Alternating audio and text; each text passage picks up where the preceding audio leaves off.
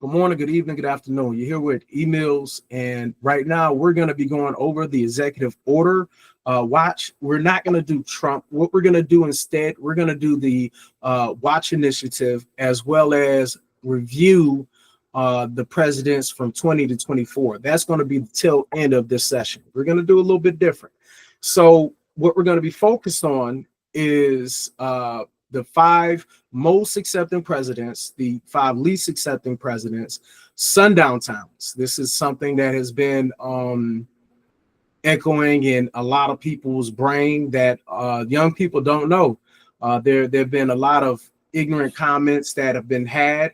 It was also a truck driver that really went through it, and that's the primary reason why I am going to be highlighting sundown towns. It's a few things that people don't know, that it was over 1,000 towns in USA that were quote unquote sundown, ranging from Maine all the way to California.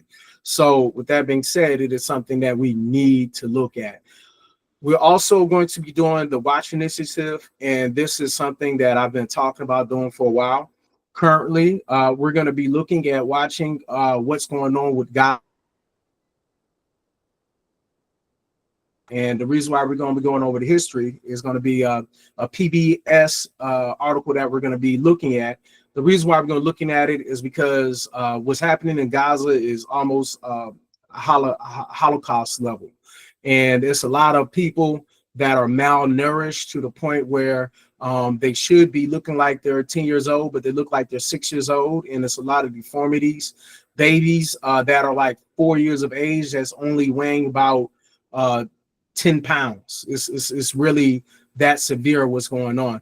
So because it's that severe, we're not going to worry about Epstein. Besides that, it seems like MAGA don't care if Epstein and Trump were best friends. So at this point, we need to go ahead and keep our eyes on the things that are bigger. With that being said, Gaza is definitely bigger than any Epstein. It is something that if we don't really take heed to, is going to come back to bite us on our backside. This was happening while Biden was in. So Biden's hands are not clean.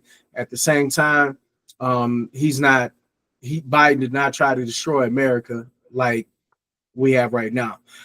Then we're going to talk about the news of the Department of Education. And the last part of the Watch Initiative will be the EPA Watch, where we're going to be talking about the Memphis report. We have a Memphis report where we're going to be talking about what's going on in Memphis, and also EPA report. So let's go ahead and get into it.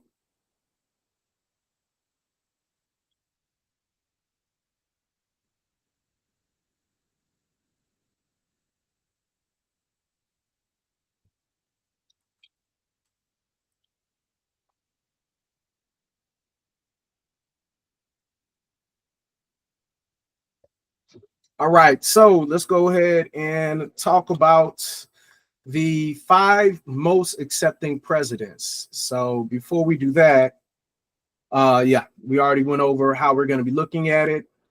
All right, so the 5 most accepting presidents that we've had was the first one was Garfield, James A. Garfield, 1881. He was the 20th president. Out of his policies, he was 8%. As far as the higher the percentage, the worse the person. It's not a good percentage. The lower percent, the better the person. So he had 8% policies. He had 8% hiring practices. As far as the statements, 8%, and he scored an average of 7%. He was killed too early before his pure changes were really concreted. He really fought for desegregation, and for that, I guess that it really marked him well. The next person will be Obama, which is 2009. Obama, the 44th president, 12% policy, 0% hiring practices, meaning that he was 100% accepting. 8% statements, and it was an overall of 10%. Remember, the lower the percentage, the better the person. So he basically, USA is making us pay with Trump. So because Obama came in, they're making us pay. The next person, she did not win, although some would say that the election was rigged. I put her down because, in fact, she was in the running, and honestly, it would have been better that she was president right now, even if you do not like her policies. Kamala Harris, which was a honorary 47, she had 24% policies that were against DEI, I guess we can call that.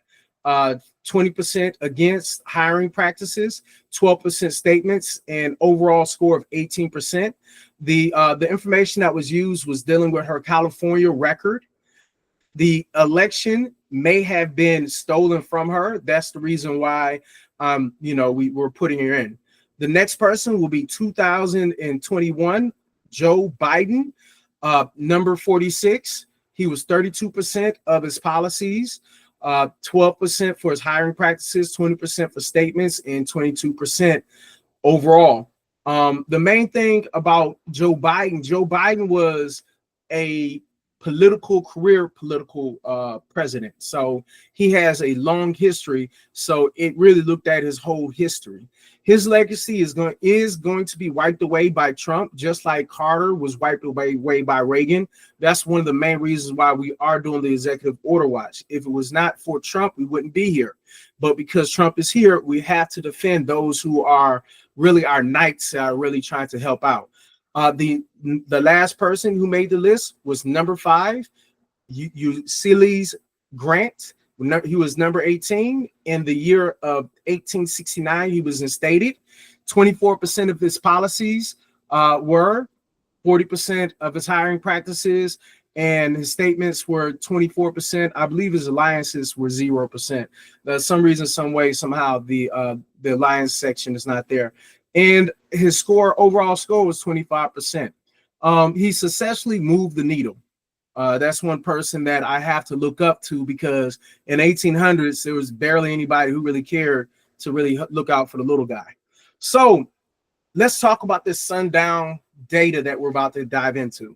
So what I will be doing, I will be listing this for anyone who wants to check out this PowerPoint. All of these dots are red, are sundown towns. I was amazed by how many sundown towns we really had. Let's go ahead and take a real quick read. All right.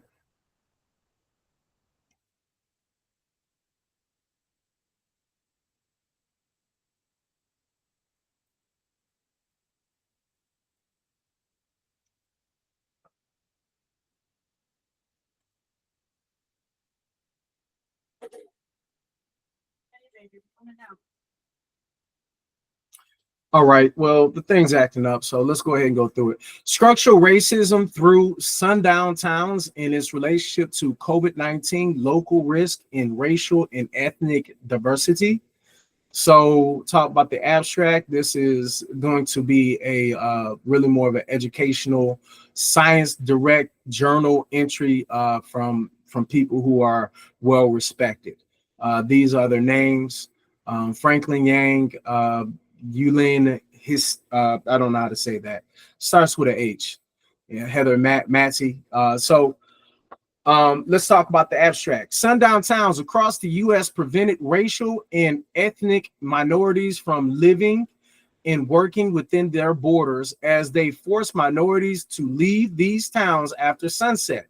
The objective of this study was to explore the relationship between sundown town status, COVID-19, local risk index, and racial and ethnic diversity. A multi-level hierarchical model was used to examine the effect of historical segregation through sundown town status on present-day COVID-19 local risk index and city-level diversity. Over 2,400 sundown towns were catalogized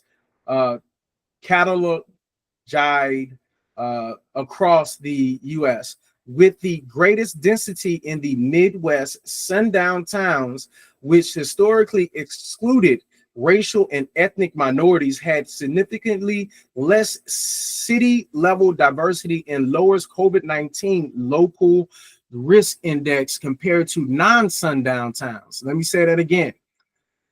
Less city level diversity and lower COVID-19 local risk index compared to non-sundown towns. Findings show that sundown towns perpetuate residual segregation, which continues to impact current inequalities in COVID-19 risk among racial and ethnic minorities. At the neighborhood level, we recommend that public health officials for pandemic preparedness should devote greater resources to these historically segregated racial and ethnic minority areas because of the historic structural racism that has placed these places at higher risk. All right, so we talk about the introductory, the salary. I'm about to say salary. I'm sorry about that. The slavery that survived long past emancipation was an offense permitted by the nation, perpetrated across an enormous region over many years and involving thousands of extraordinary characters. Douglas A. Blackman, Slavery by Another Name, the enslavement of Black Americans from the Civil War to World War II. While Emancipation Proclamation of January 1st, 1863 ended slavery, it failed to ensure equitable access to social freedoms for Blacks in the U.S. as the final slaves in Galveston, Texas received their freedom. In June 19, 1865, thousands of cities across the U.S. quickly passed laws to build, reinforce, and sustain racial segregation and inequality among racial and ethnic minorities in the U.S. This special brand of jurisprudence ensured that the oppression of racial and ethnic minorities in the country did not end. In addition to Jim Crow laws, convict leasing, peonage, and involuntary servitude, cities passed sundown town ordinance that allowed racial and ethnic minorities to work in the city during the day, but required them to leave the city limits by nightfall. All right. Those are a couple little things that they're saying. In Don't Let the Sun Go Down on You in Elix. A good place to live. No cool summer, mild winters, no blizzards, no. And that's all. That's most you see. Total two of them is Arkansas. All right. An example is the town of Anna, Illinois, is infamously known for its long history of racial exclusion. The name of the town itself originates from the acronym ANNA, which stands for Ain't No Is Allowed. Towns like Anna are not exclusive or uncommon. That's crazy. So they had a whole name that sounds like a little innocent lady name, and it stood for something that evil. Interesting.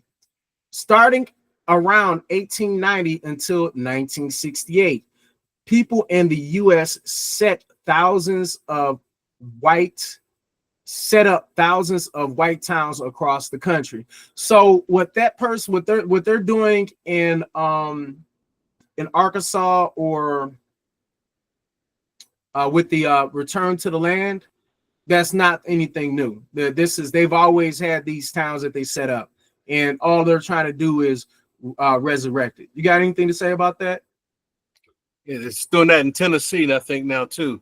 But I'm just surprised that the sundown towns were supported by the local jurisdiction so much, where the towns were set up and they had laws that actually prevented Black people from being in the town.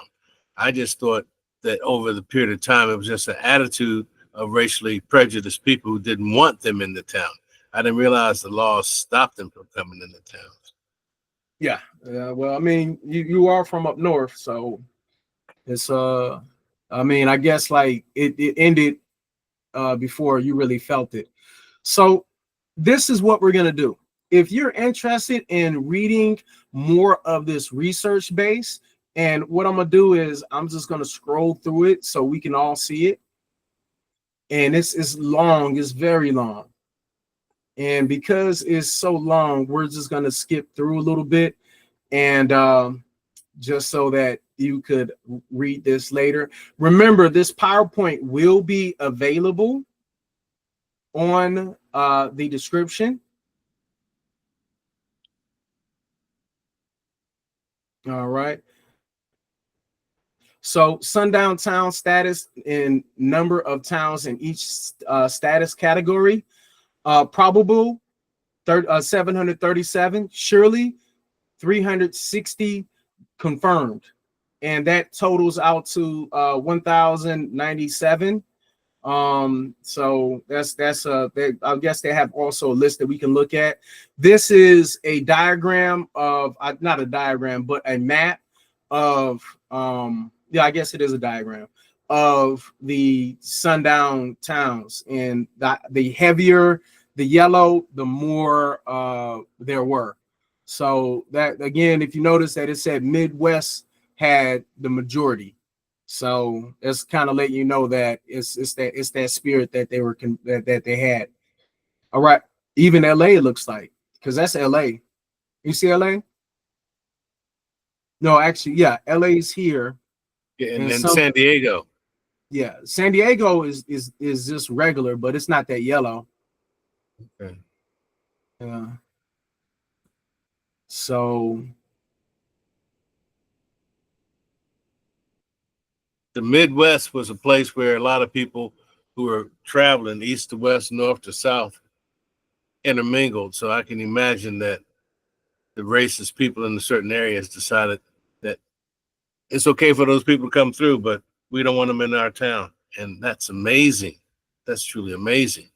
The United States has that in the heart of the United States. all right. So again, if you'd like to check out this article will be in the description. Just to let you know, the purpose of us meeting is not simply for entertainment. It is mostly for educational purposes.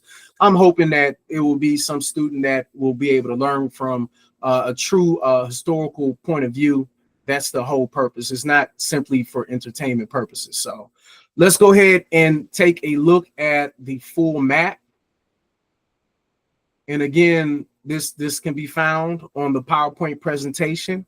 This is just a full map of the sundown towns. You have to click on the town. We've already looked at the dots and everything of that nature. So let's go ahead and give me a state you like to check out.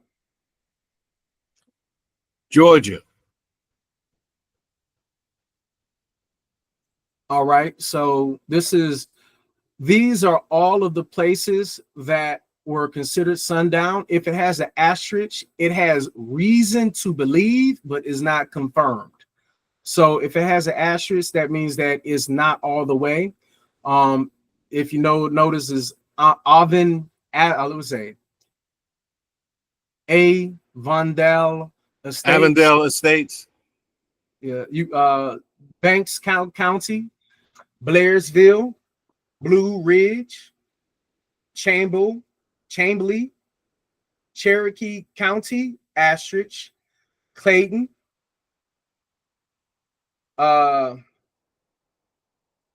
Darlingary. I don't know that one either. Yeah.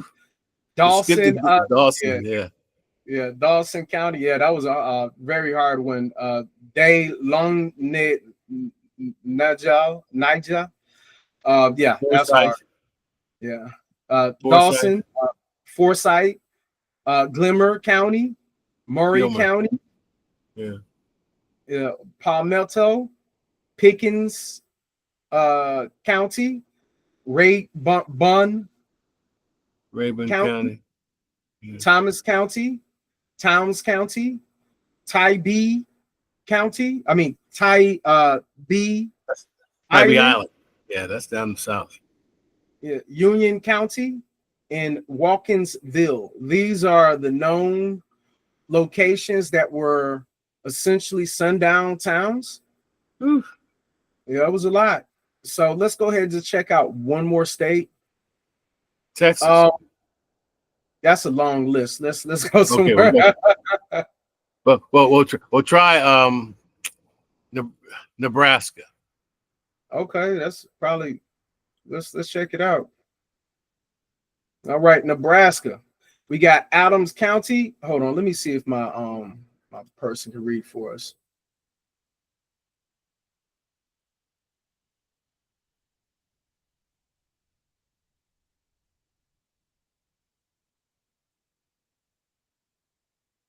Oh no.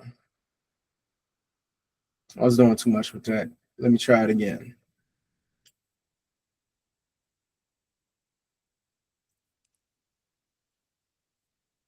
Look like there are a lot of places in Nebraska.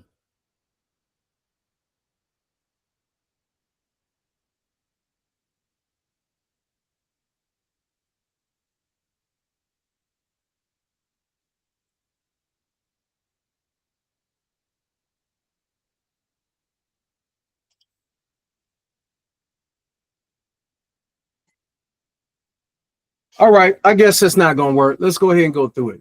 Adams County, and so you want to go ahead and read this one? Antelope County. Yeah, just go ahead and read the list. Adams County. Okay, then Arthur County, Auburn, Aurora, Banner County, Blaine County, Boone County, Butte, Boyd County, Broken Bow, okay, Brown County, Buffalo County, and this is just the A's and the B's. Yeah, you know that's what scares me. Nebraska ain't that big. Buffalo County, Burt County, Butler County, Cass County, Cedar County, Central City, Chase County, Cherry County, Cheyenne Country, Clay County, Colfax County, Cozad, Creeks, Cumming. I'll take over for a little bit. Yeah, you keep moving it on me. Yeah, I got you. I'll take over for a little bit. David City, Dawes County, Dawson County, Duval County, Dixon County, Dodge County, Douglas County, Dundee County, Fairbury, Fillmore County, Franklin County, Fremont, Frontier County, Furness County, Gage County, Garden County, Garfield County, Gurid,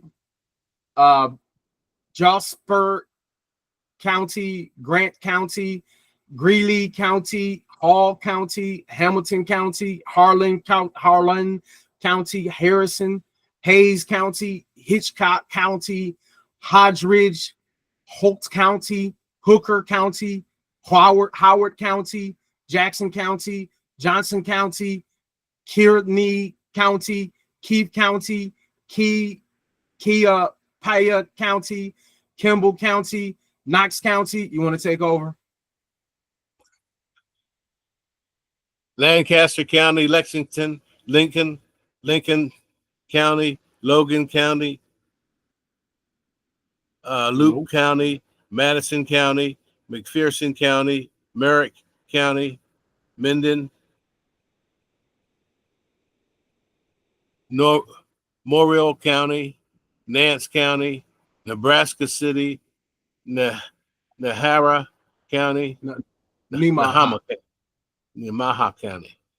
Yeah. That must be Indian. Native North American. Platte, Indian American.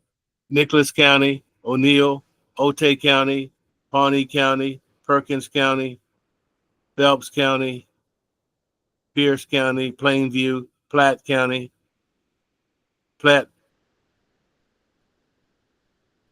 Plattsmouth, Yeah, yeah. Polk County, Red Willow County, Richardson County, Rock County, Saline County, Sarpy County, Saunders County, Schuler, Scotts Bluff, Stewart County, Sheridan County, Sherman County, Sidney, Cheyenne Country, Staten County, Tecumseh,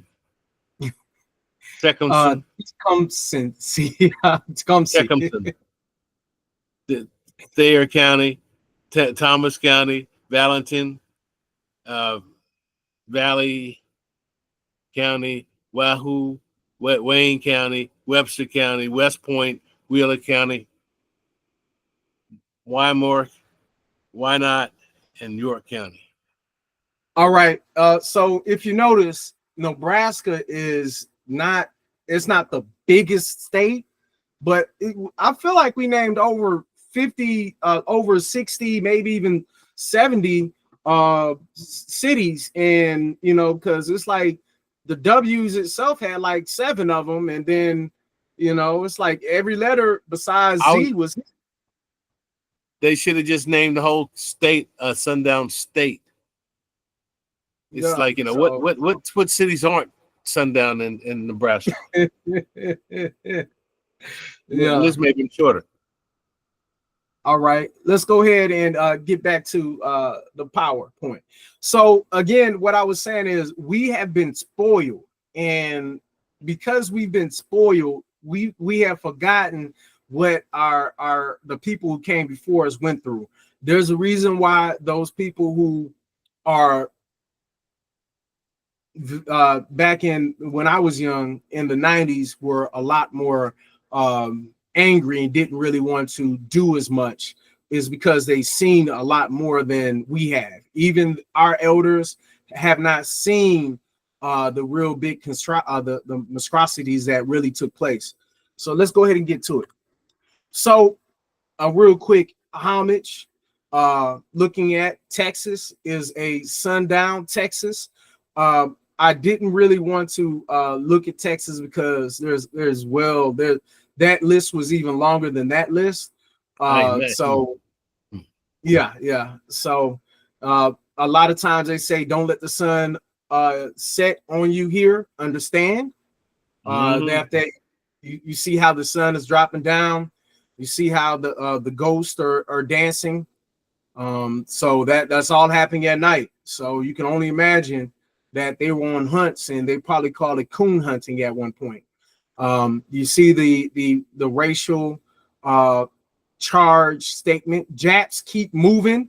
This is a white man's neighborhood. You got to say it with a little hate and fierceness. Can't say it regular. All right. So this is the part where we're going to talk about just key points about it, and then we're going to do our video review.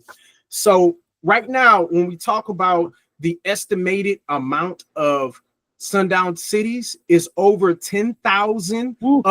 Correction, is up to 10,000 towns across the U.S. between 1890 to 1960, 440 plus in Illinois alone. So I'm glad you didn't say Illinois. All right.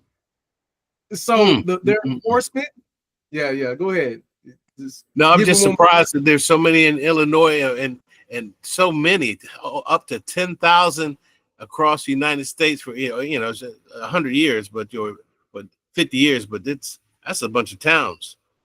Yeah, and the thing is, right now the people that did live through it are most likely aren't here anymore, that actually had to deal with it before the civil rights movement. Because if you're a kid going through it, it's not like you're an adult going through it. So all you can say is, I didn't understand why my dad came home early. But there's a residue of this in what goes on today based on the way that we react to people in those towns. You know, the kids that are been raised in those towns have been conditioned. And yes, it's even though the old people are gone, the legacy is still here. Yes, it's very much true, especially when they bring up them Confederate flags and thinking it's okay to be racist. It's always cool until the rabbit got the gun, and then they want to trip out.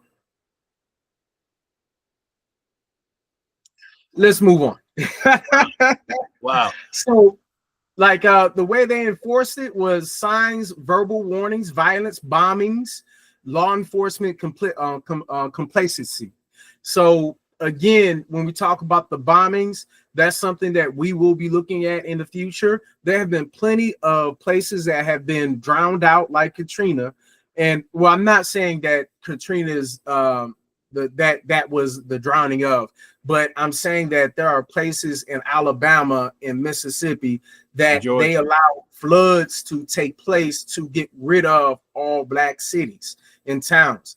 It's not that black people want to have to deal with, is just the fact that we know if we were to go the route of an all black city, all that will happen will be that we are more of a mark and a target versus the all white cities. Right now, the all white Arkansas run back to the land.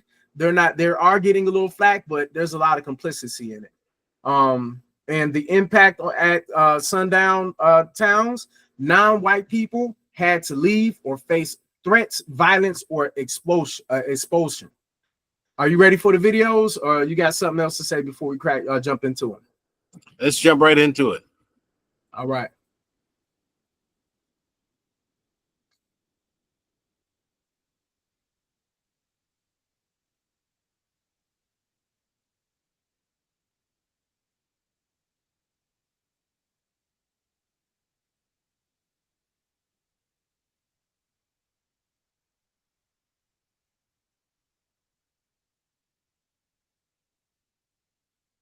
Volume.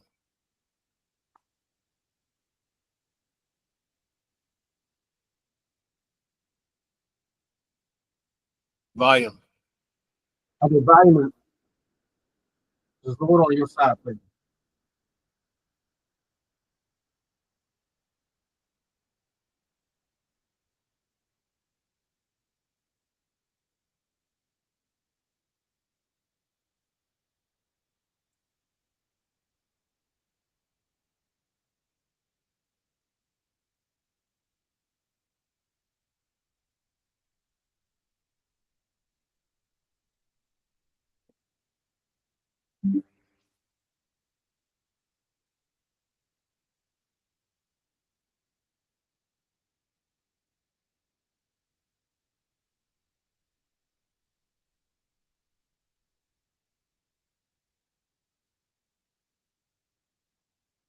All right. So that's one person's opinion, or I guess should say insight.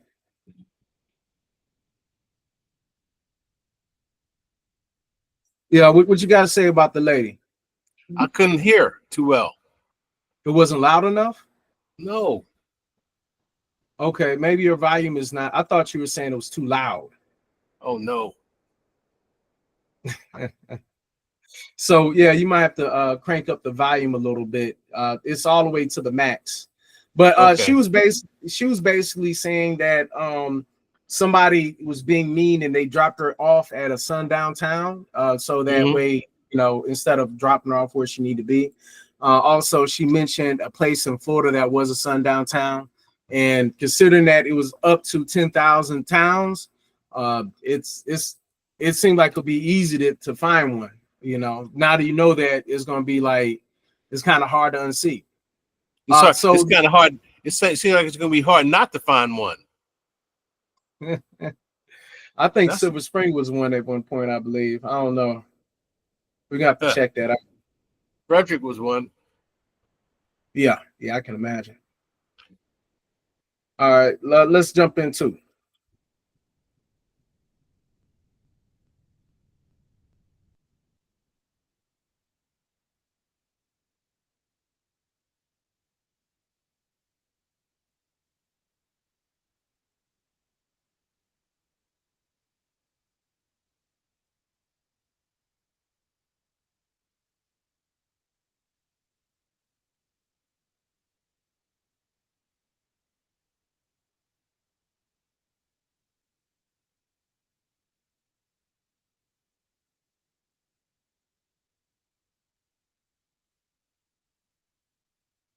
All right. So what I got from what he said, this is something where we talk about on a regular, is the fact that we cannot afford not to let our children know about history, because even if you walk around with blinders on like a racehorse, and act like you don't see it, they see you. And right now, you are going to be a target when when everyone else that will protect you is gone, or if everyone is too complicit with what's going on, then it makes it too easy for them to do whatever they want to.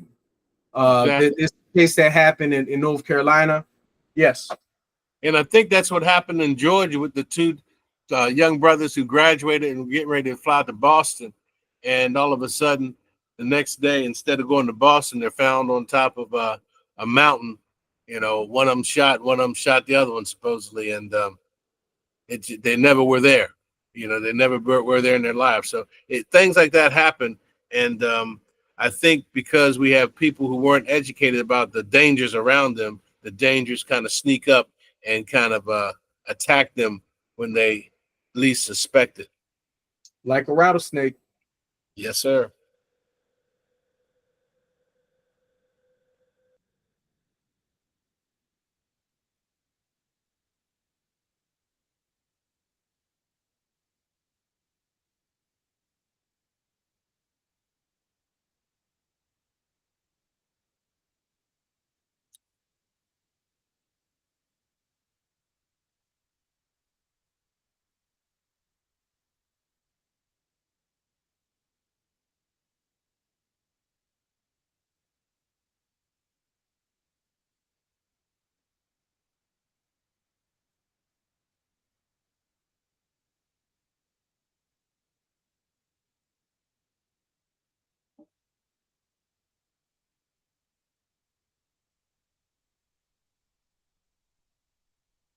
Yeah, so I get what he's talking about by having that little still with you, but when you're dealing with people who have them shields on them, and you know they can arrest you for having it, and then at that point now you're a prisoner of their system because they searched your vehicle and they found it. And you know, so a lot of times it's good to have it if it's legal, but if it's a dirty pistol, I mean, that just gives them more reason to lock you up. Even when it's clean, it gives them reason to mess with you. But it's better to have something just in case you run across what happened to that North Carolina truck driver. Wow. It's just a shame that we have a group called the police who do those kind of things proactively. We shouldn't have people who are looking for those things as actively as they are, because they target certain people, and we know what's going on, and nobody will admit to it, but that's what's going on. People are just looked at, and they are looked at to be criminal, and then they look to find them as criminal, so they search them. They don't do that to every white person. Yeah, it was a funny skit that I seen was, what if everyone was treated like the Spanish population, and it was like messing with a Canadian, and the Canadian he was trying not to say a and all the other stuff. It was funny. I mean, that might be something we watch later, but that was kind of cool. Uh-huh. Yeah, you barely see that. Let's go to the next.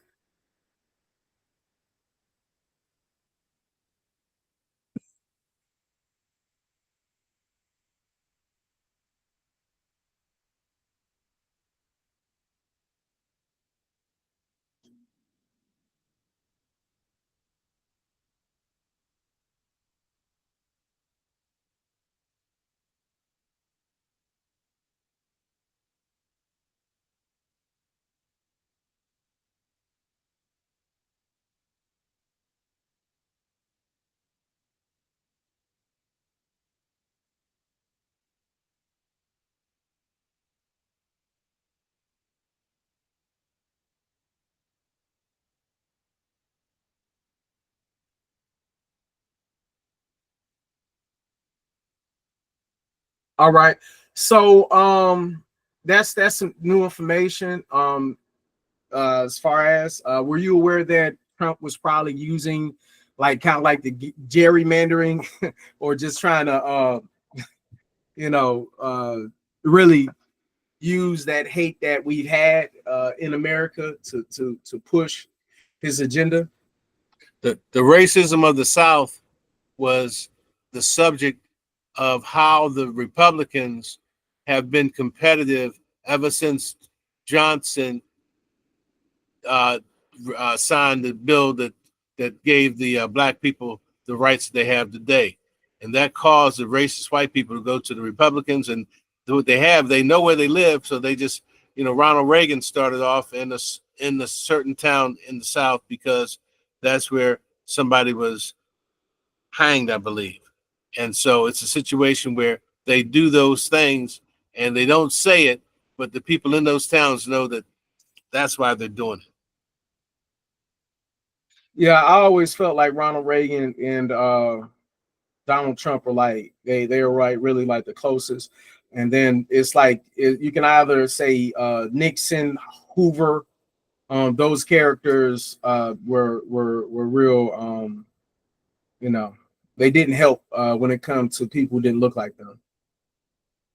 Yeah, but really, ever since Johnson did his thing, that's when they become like the red team and the blue team, where the You red talking about Lyndon B. Johnson or yes, Anthony Johnson?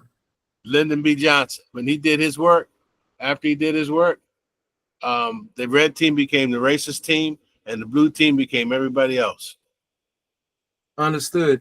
A lot of times we don't really want to vote for the Democrats, but at the same time, when you have these people who are just overly, against everything that's not them, it kind of makes it hard not to go against them. And those Black MAGA who voted for Trump, I just hope that they can open their eyes when they try to go for a small business loan that they used to be able to get, and they try to complain. And when the minority department for the SBA is not there, that they kind of realize what's going on.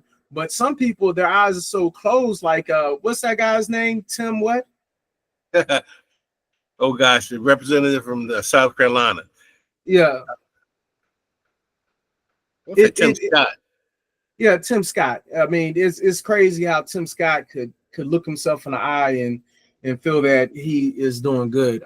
He's a soul to soul. That's another soulless person walking around like a like a little lapdog. Yeah, somebody else. Yeah. All right, let's go ahead and get to the next.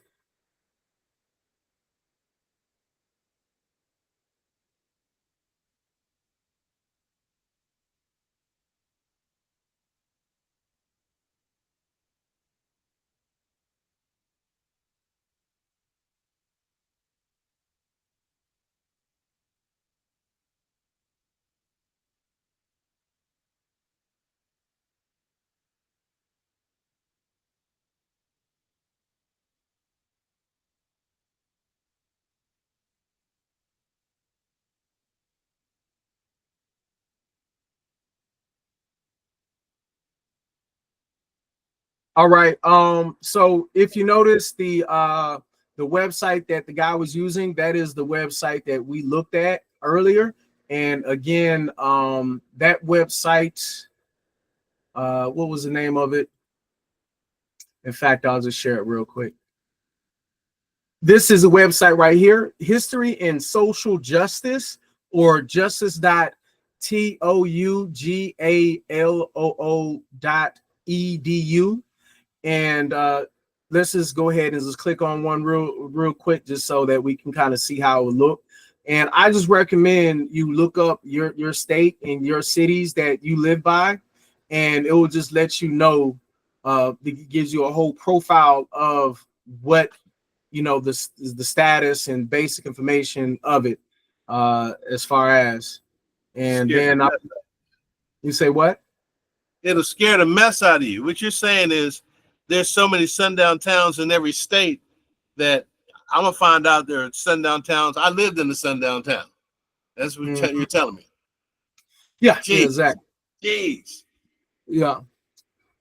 So yeah, let's go ahead and get back to the videos.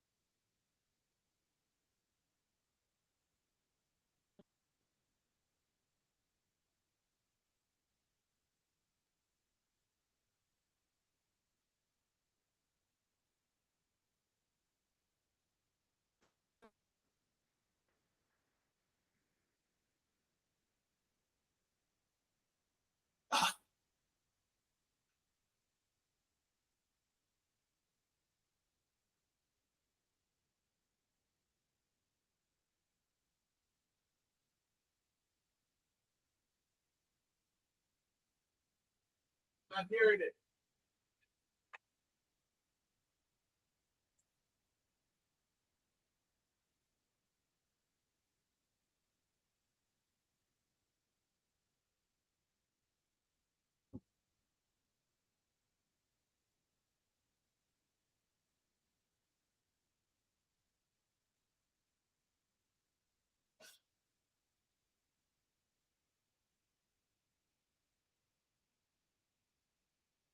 The thing is not right.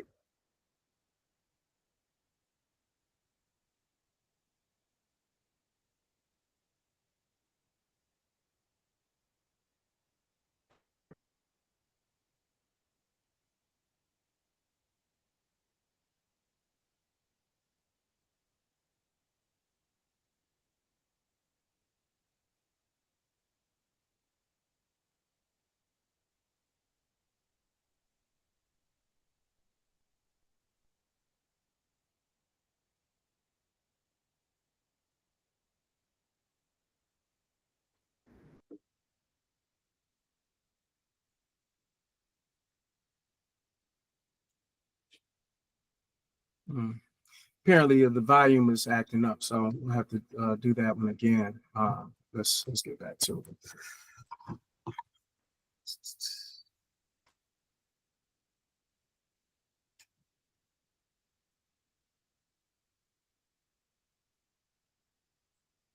Having technical difficulties. Yeah, I can hear you very well. All right. Town, setting into the twilight of I the can hear now. evening, the sun casting a long shadow on clean streets, Next well time, just manicured go. lawns, and families strolling home. Yet beneath this tranquil facade lies a dark, unwritten rule that emerges at nightfall, a visible clock counting down on anyone within the city limits who isn't white. This is the life of a sundown town, a haunting relic from America's not so distant past. It still has ramifications today. And if you like stories like this, think about more stories like this at onemichistory.com. But without further ado, let's get started. The term sundown town refers to communities in the United States that historically practice a form of racial segregation by systematically excluding non-whites from residing within their town after dark. These communities had rules, both written and unwritten, to keep non-white people, especially African Americans, out of their town limits. These towns existed mainly through the 1800s through the early 1900s, but they weren't just a Southern problem. They spread. 3 signs your car accident is worth major compensation. If you've been in a car accident recently, all across the entire country. Within these towns, you might find signs that state, "Don't let the sun go down on you here," warning non-white people to leave before nightfall. If they didn't, they faced threats of violence and even the possibility of being lynched. Local officials, business owners, and residents in these towns worked together to keep the communities almost entirely white. Sometimes there were actual laws that said African Americans or other minorities couldn't buy or rent homes within the area. Even when there weren't laws, white residents would often use threats of violence to enforce this racial divide. Real estate agents helped by refusing to sell or rent homes to non-white people into specific neighborhoods, a practice known as redlining.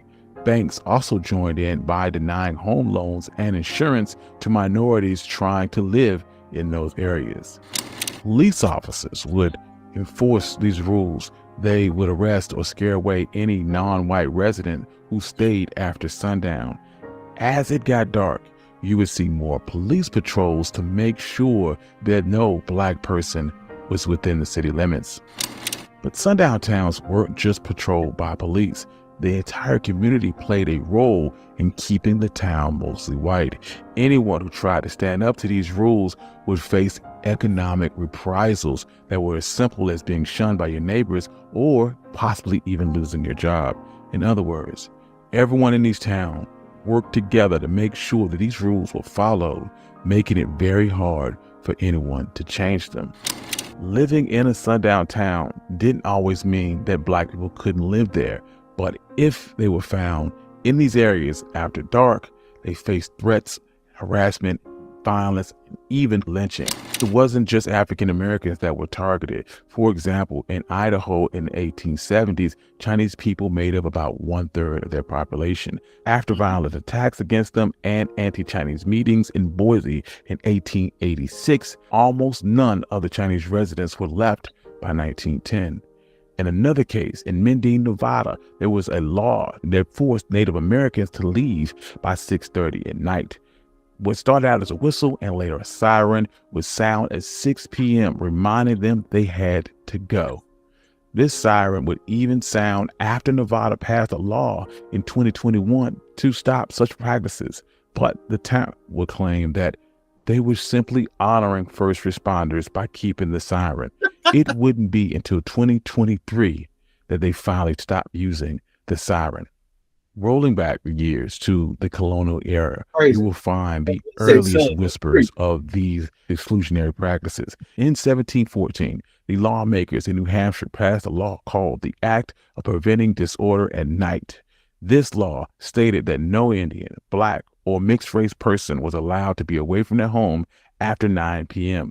Notices about this law were published in a local newspaper in 1764 and 1771 to remind everyone that it was still in effect. After the American Revolution, Virginia was the first state to ban freed Black people from entering the state, according to historian Kate Master. American laws that restricted where Black people could live were inspired by English laws from the Tudor period. These English laws limited the movement of poor people to make sure that local authorities would not have to take care of them. American officials would use these ideas to prevent the movement of Black people into their communities. In 1844, the Oregon Territory, which had already banned slavery, decided to ban African Americans altogether. This law was known as the Peter Burnett Lash Law, and it said that any Black person that didn't leave would be whipped. Although no one was actually whipped because of this law, it was later changed to forced labor instead of whipping, and these laws continued until 1926 and showed a pattern of rules aimed at keeping minorities from living in certain areas. In other states, similar laws were passed. For example, in 1853, Illinois passed a law banning Black residents. If they stayed more than 10 days and couldn't pay the fine, they would be sold at auction and forced to work to pay it off. These laws were resisted, especially by the Black community, but they wouldn't be repealed until the end of the Civil War. Similar laws to this were enacted in other states like Michigan, Ohio, and Iowa. In the years following the Civil War, African Americans were promised equal rights through 13th, 14th, and 15th Amendment during the Reconstruction era. However, these promises began to crumble rapidly by 1877. Southern states swiftly enacted Jim Crow laws to enforce racial segregation and disenfranchisement. Surprisingly, this wave of racial discrimination was not simply limited to the South. Many northern and western states adopted similar practices that established sundown towns. These towns often used exclusionary agreements that prohibited the sale or rent of property to minorities, specifically Black people. Imagine being able to build an app with your name on it, just by thinking about it. Meet Base 44. In other cases, threats, harassment, sometimes involving the police, were used to maintain the status quo. In the West, they had their own form of racial discrimination, particularly against Chinese communities. Anti-Chinese sentiment culminated in Chinese Exclusionary Act of 1882, forcing these communities out of small towns and into urban Chinatowns. This racist tide reinforced Jim Crow's legal regime in the United States and was subsequently cemented by the Supreme Court with the verdict in the Plessy versus Ferguson case. The ramifications of such racial attitudes were seen glaringly in a rise in sundown towns in the Midwest, the Appalachian, the Ozarks, and the West. Unlike the codification of segregation in the South, these towns used violence, economic coercion, and exclusionary ordinances to ensure that Black residents were driven out and kept away, making these areas almost exclusively white.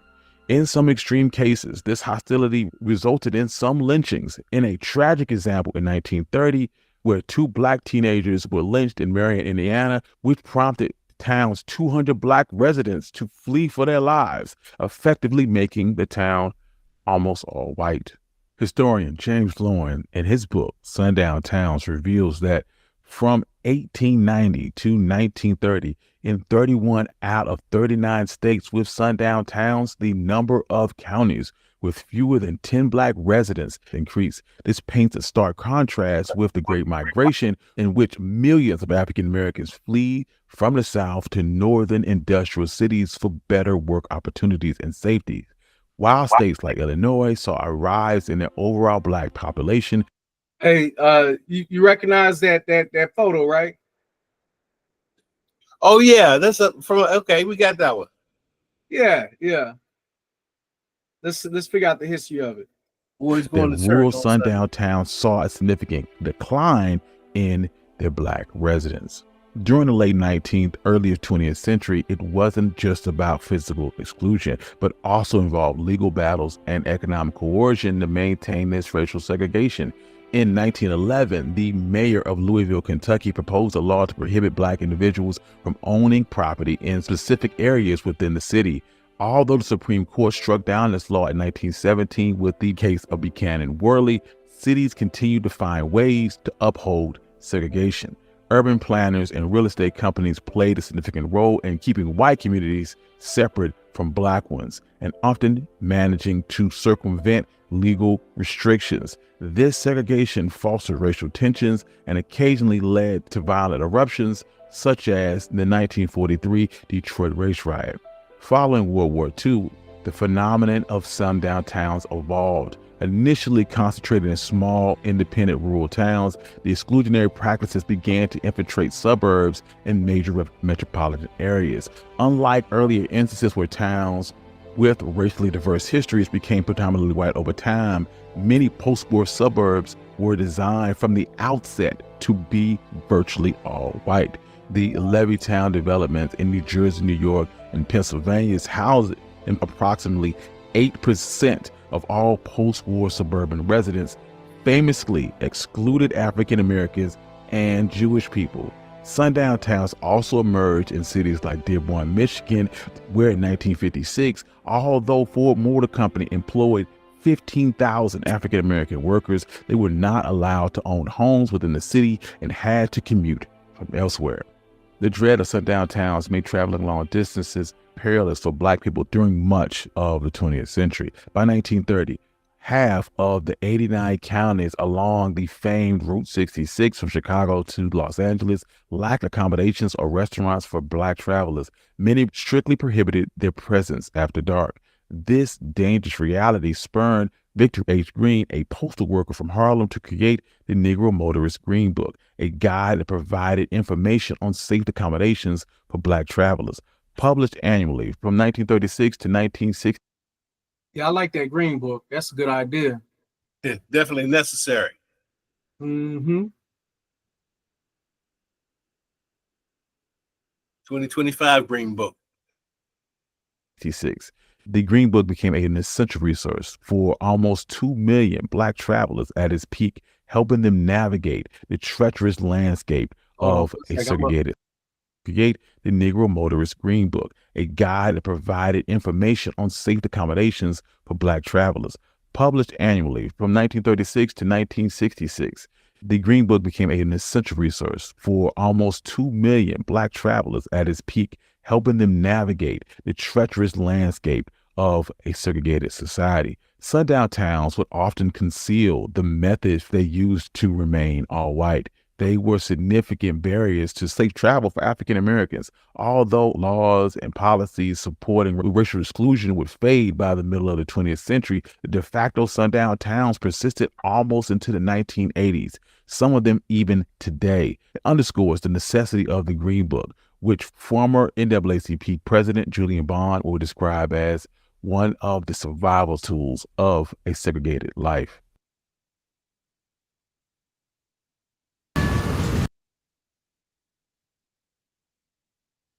Yeah, it is a survival tool, most definitely. Yeah. And like you alluding to, it might be something that we need to to bring back so that, you know, when we do travel, we're not going to be harassed. Because I know, like, some people, they go to, like, really, I feel that it'll be great for truck drivers. Yeah. You know, and I mean, how exactly you feel like that we should like grade it, like, because it's not as overt like it used to be, where there are signs and signages and laws and policy. Is more like the mob that calls their cousins and uncle and the other police people and other people to come. Is not just, you know, cut and dry, you know. Yeah, you can kind of look at certain things, but it'd be made by the observations of the individual truck drivers. They would put in some individual anecdotes about what happened in different cities that let you know what you can do in certain places. That don't seem like a bad deal, you know, especially with a network of truck drivers. All right, let's go ahead and continue. I'm gonna write that note down. Oh, hold on. It'll help if I put the volume back on. I Thank just you. get tired of hearing the commercials. I understand. Wonder where I get that from. As one of the survival tools of a segregated life. The civil rights movement in the 1950s and 60s marked a transformational period for American history, culminating in legislative change. These towns flourished within a broader context of a system that resisted change. The Supreme Court decision in Brown versus the Board of Education in 1954, which declared school segregation unconstitutional, was a legal milestone intended to dismantle institutional racism and foster equality. However, rather than embrace integration, some towns fortified their exclusionary practices and transitioned into sundown towns. This trend was especially notable in places like Missouri, Tennessee, and Kentucky, where African-American populations would see drastic declines following the Supreme Court. The Fair Housing Act of 1968. This crucial act banned racial discrimination in housing and closed a dark chapter and severely limited the existence of sundown town communities, Johnson? despite Yes. difficulty quantifying the number due to the secretive nature of the discriminatory practices. James Loewen would state in his book Sundown Towns that there were hundreds of towns across America that were at some point sundown towns. The legacy of sundown towns is profound and far-reaching. These were not merely insignificant dots on a map. They were fortresses of hatred and exclusion, forever altering the lives of those caught within their shadow.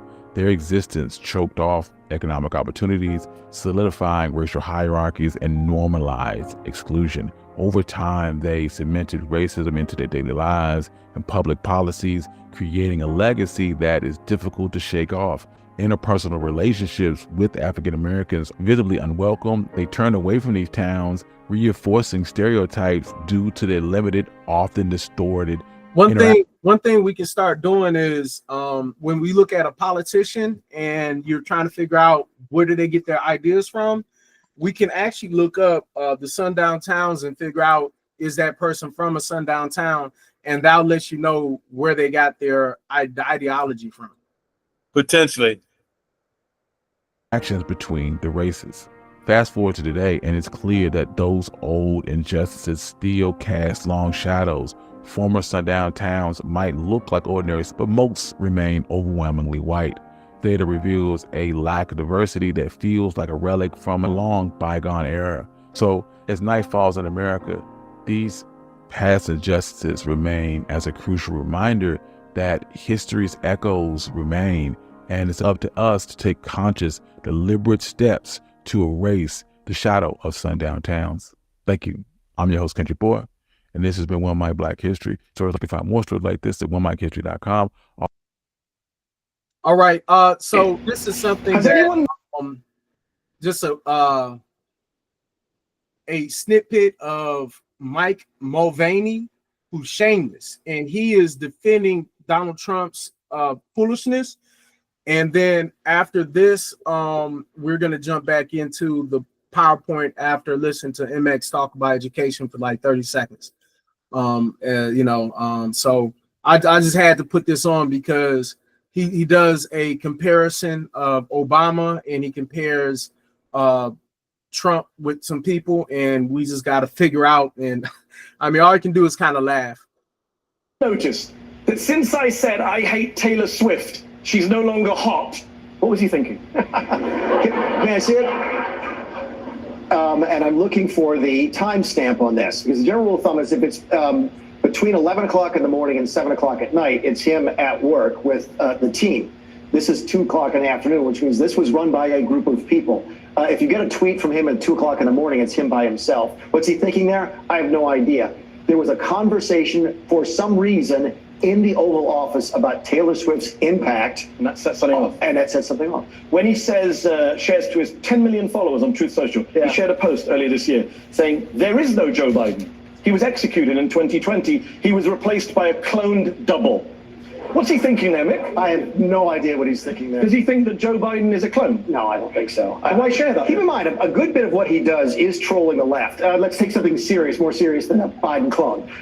The running again in 2028. He was talking about it for a long time. Maybe I will, maybe I won't. You don't think he's serious at all? I don't think he's going to run again. I do think some people will talk about him running again because it suits their agenda. Well, my dude, it's like, why is he deflecting? Like, why act like he don't know? Like, why would someone joke about something like that? And just like everything he says, like they say it's a joke, but a lot of like you wouldn't believe with the stuff he tries to do. Exactly. Everything that's negative that he says, oh, well, he must be joking, or I don't understand what he's saying, or you don't understand what he's talking about. But he knows what he's doing. He's lying his butt off. Yeah, then he's over here saying he's just trolling. Well, I mean, you said it, and I just remember a time when the president said something, it meant more than just someone just talking. Absolutely. When the president says something, you say what? When the president says something, it's like E.F. Hutton. You listen. That's it. Which is, again, No, why he did. people worry about No, authoritarian. he on a Sunday program one time, he said, I'm not running again. And I believe that. And on another show, he said, I'm not joking, I'm seriously considering it. This is Trump. But a lot of that, he does like to troll the left. There's no question about This that. is more than just trolling. Two chiefs of staff under Trump 1 bought books about mental illness to help them understand and deal with Donald Trump. One was John Kelly, the other was Mick Mulvaney. Yeah. It's a fascinating story about how every president is different. The book was about Roosevelt, Kennedy, and to a certain extent, I used that to try and teach the people in the White House. Napoleon and Hitler were also chapters. Yeah, I don't remember those, right? Because again, they weren't presidents of the United States. And if you talk to other chiefs of staff, one of the things that we all share, every president is different from each other. Donald Trump is probably more similar to Bill Clinton than anything else. And Barack Obama is probably more similar to President Nixon. That's the personality that we're talking about. I do not think he's mentally ill. What'd you say? You heard what he said? I heard what he said, but I didn't hear what you said. I ain't saying anything. You heard who he compared him to, right? Barack Obama? Yeah, who did he compare Barack Obama with? Trump. Let's run that back.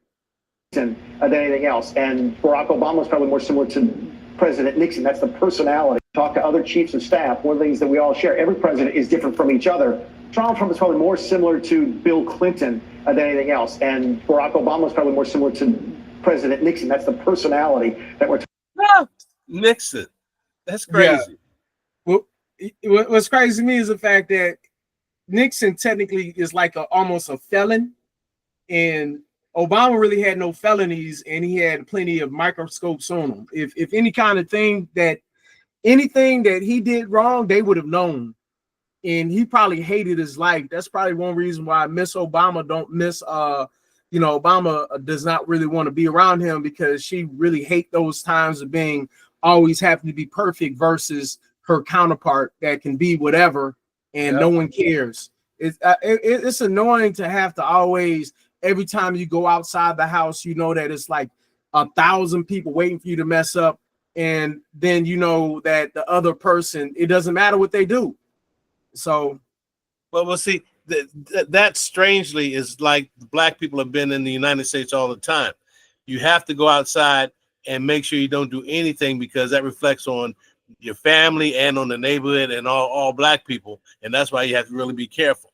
And it's just that the Obamas were just putting in a very, very heightened location. So it was extra scrutiny on them because they were the first family and they were black people. So they had extra scrutiny because they were black. All right. Talking about, I do not think he's mentally John ill. Kelly, who was your predecessor as chief of staff, you mentioned other. He bought a book called The Dangerous Case of Donald Trump, written by a bunch of psychiatrists, to try and understand the president's psychosis. He took it back to the White House, which he called Crazy Town. So I do not believe, nor did I believe that time, that Donald Trump was mentally ill.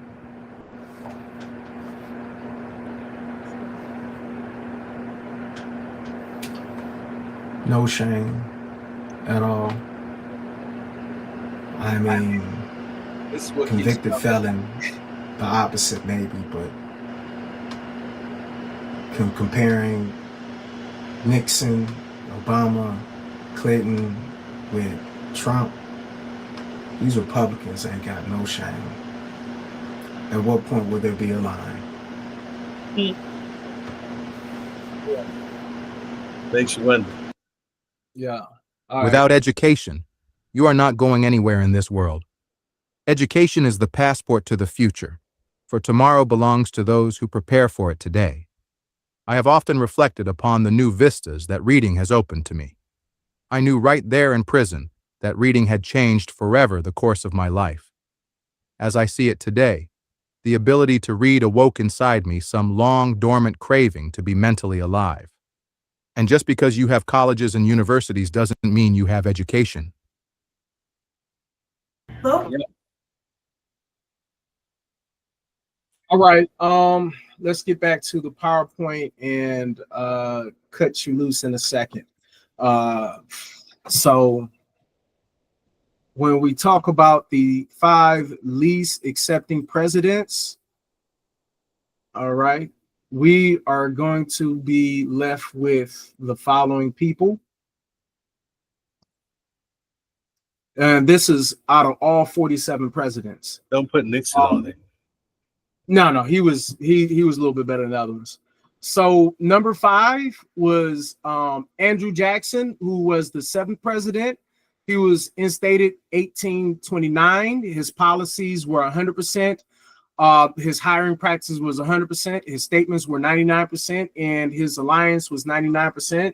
And I believe that came up to overall 99%. He aggressively enforced the Indian Removal Act.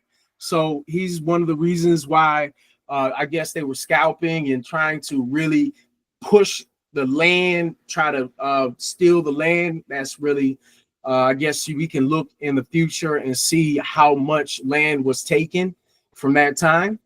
Then number 4 of the least accepting presidents in history is Donald Trump. And we all know that he was instated 2027 and now 2025. He's the 45th president and also the 47th president. His policies are 100% unaccepting. His hiring practices are 100%. His statements were 96%, and his alliances are 99%. He is also one of the reasons why a lot of racist people are getting emboldened and being brave and feeling like it's my time to shine. Him dismantling the federal DEI programs and practices is what really highlights the reason why he is on this list. The next president, Thomas Jefferson, the 3rd president, which was 1801. He 100% on all 4 categories. You said what? He's 100% across the board. Yeah, 100% for policies, hiring, statements, and alliances. He believed in Black inequality, selective emancipation. There was a case where he freed a slave at one point, and it's probably like his lover or something like that. Family, you know how that go when you fall in love. You can't help who you fall in love with. Yep. Sally, what's her name? Then we have Andrew Johnson. This is the reason I had to ask you, which Johnson? Yeah. 1865, and again, he's another one who's 100%. And the reason why he's on this is because opposition to the 14th Amendment. The last and number 1 person will be Woodrow Wilson, the 28th president. and he was elected 1913. With him, he was 100% all the way. And the primary reason why he's on this is because he showed the movie Birth of a Nation, which really brought back the KKK and the renegades. It really empowered them. So Yes. at this point, we're now going to be going over the Watch in initiative, and I'm gonna go ahead and bid you adieu. All right, I'll talk to you later. Thanks so much. See you All right, next time. thank you for your time. All right, so let's go ahead and get into the Watch initiative. The first thing we're going to be looking at is the history of Gaza. All right. One reason why I made it a point to have someone who actually was born around before the civil rights movement in 1965 took place is because they will have more insight on sundown towns. So let's go ahead and jump into the history of Gaza. And this is going to be a read.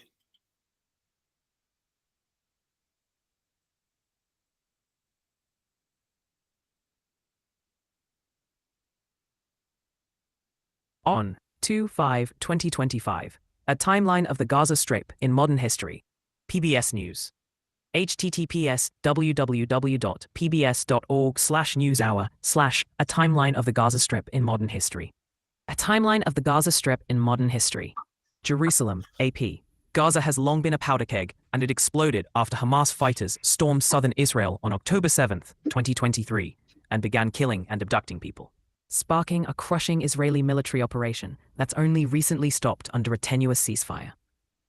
US President Donald Trump's suggestion Tuesday that displaced Palestinians in Gaza be permanently resettled outside the war-torn territory and the US take ownership of the land is triggering new tensions over the future of the enclave.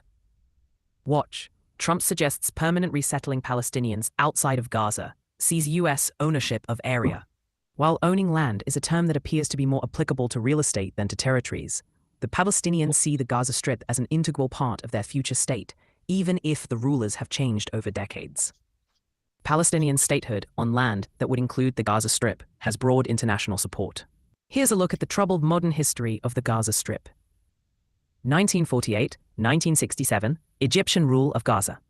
For the war surrounding Israel's establishment in 1948, present-day Gaza was part of the large swath of the Middle East under British colonial rule.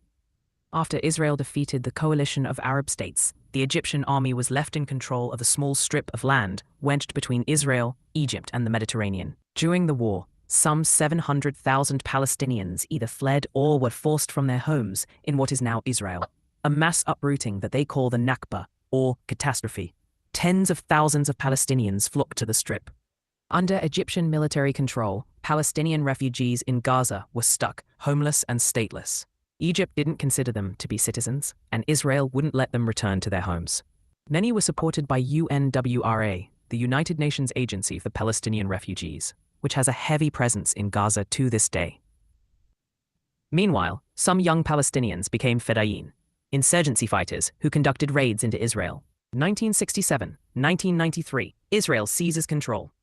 Israel seized control of Gaza from Egypt during the 1967 Mideast War, when it also captured the West Bank and East Jerusalem, areas that remain under Israeli control. The internationally recognized Palestinian Authority, which administers semi-autonomous areas of the occupied West Bank, seeks all three areas for a hoped-for future state. Israel built more than 20 Jewish settlements in Gaza during this period. It also signed a peace treaty with Egypt at Camp David, a pact negotiated by US President Jimmy Carter. Egyptian President Abdel Fattah el-Sisi has referenced this 40-year-old treaty when he declined to permit Palestinian refugees from Gaza into Egypt, saying the potential entrance of militants into Egypt would threaten long-standing peace between Israel and Egypt. The first Palestinian uprising against Israeli occupation erupted in Gaza in December 1987, kicking off more than 5 years of sustained protests and bloody violence. It was also during this time that the Islamic militant group Hamas was established in Gaza. 1993-2005, the Palestinian Authority takes charge. For a time, promising peace talks between Israeli and Palestinian leaders made the future of Gaza look somewhat hopeful. Following the Oslo Accords, a set of agreements between Israeli Prime Minister Yitzhak Rabin and Palestinian Liberation Organization leader Yasser Arafat that laid the groundwork for a two-state solution. Control of Gaza was handed to the fledgling Palestinian Authority. Read more. Why is Israel launching a crackdown in the West Bank after the Gaza ceasefire? But the optimism was short-lived. A series of Palestinian suicide attacks by Hamas militants. The 1995 assassination of Rabin by a Jewish ultranationalist opposed to his peacemaking, and the election of Benjamin Netanyahu as prime minister the following year all hindered US-led peace efforts. Another peace push collapsed in late 2000 with the eruption of the Second Palestinian Uprising. As the uprising fizzled in 2005, then Israeli Prime Minister Ariel Sharon led a unilateral withdrawal from Gaza, uprooting all of Israel's troops and roughly 9,000 settlers in a move that bitterly divided Israel. 2005-2023, Hamas seizes Peninnah. Just months after Israel's withdrawal, Hamas won parliamentary elections over Fatah, the long-dominant Palestinian political party. The following year, after months of infighting, Hamas violently seized control of Gaza from the Fatah-led Palestinian Authority. Israel and Egypt imposed a crippling blockade on the territory, monitoring the flow of goods and people in and out. For nearly 2 decades, the closure has crippled the local economy, sent unemployment skyrocketing, and emboldened militancy in the region, which is one of the most densely populated places on the planet. Through previous wars and countless smaller battles with Israel that devastated Gaza, Hamas has only grown more powerful. In each subsequent conflict, Hamas has had more rockets that have traveled farther. The group has displayed a growing array of weapons. Its top leaders survived, and ceasefires were secured. It built a government, including a police force, ministries, and border terminals equipped with metal detectors and passport control. 2023, Hamas attack sparks the Israel-Hamas war. The October 7, 2023 Hamas attack killed some 1,200 people, mostly civilians, and saw around 250 people taken hostage. About 80 hostages remain in Gaza after a week-long ceasefire in November 2023. Releases under the recently negotiated Israel-Hamas ceasefire, and the recovery of dead and alive hostages by the Israeli military during operations in Gaza. Watch, Near Oz begins long process of rebuilding from October 7th attacks. Israel's air and ground war killed over 47,000 Palestinians, more than half of them women and children, according to local health authorities, who do not say how many of the dead were fighters. The war left large parts of several cities in ruins and displaced around 90% of Gaza's population of 2.3 million people. Unlike past wars, in this conflict, Israel has acknowledged killing top Hamas leaders like Yahya Sinwar and Mohammed Deif, the believed masterminds of the October 7, 2023 attack, and Ismail Haniyeh, the head of Hamas's political bureau. Still, some of the group's militants survived and were quick to emerge from hiding following the ceasefire, visible policing the streets, and organizing sometimes chaotic handovers of hostages. Under the first phase of the latest ceasefire, which went into effect on January 19th, Hamas is to release a total of 33 hostages, 8 of whom Hamas says are dead, in exchange for nearly 2,000 Palestinian prisoners. Israeli forces have pulled back from most areas and allowed hundreds of thousands of Palestinians to return to devastated northern Gaza, while aid flows in. Negotiations on the second phase, which would end the war and see the remaining 60 or so hostages returned, are set to begin Monday. If mediators the United States, Qatar, and Egypt are unable to broker an agreement between Israel and Hamas, the war could resume in early March. We're not going anywhere. Stand up for truly independent, trusted news that you can count on. Trend.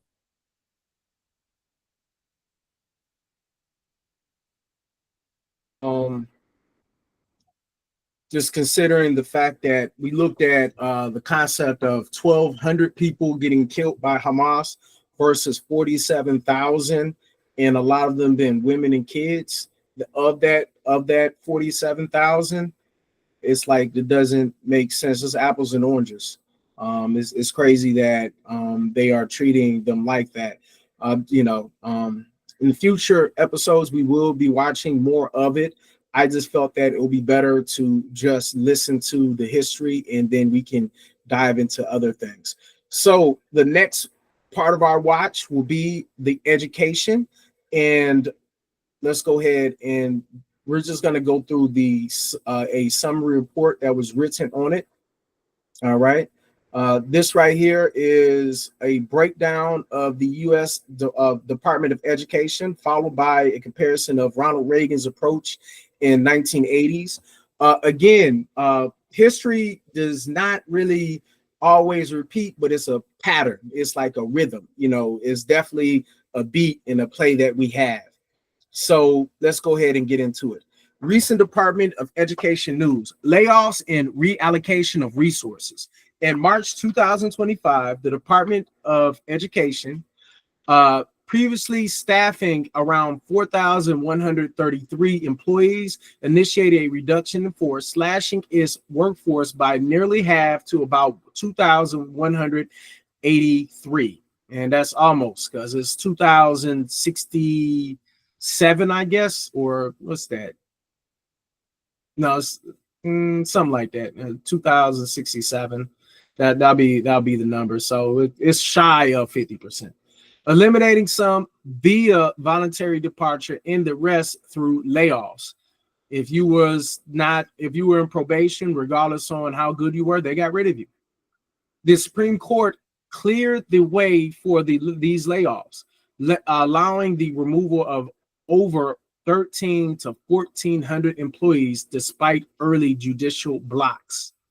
So the Supreme Court has now allowed it to take place. There was plenty of people who wanted to keep the job, and they didn't even get the package that the other people received. Let's go ahead and show the document.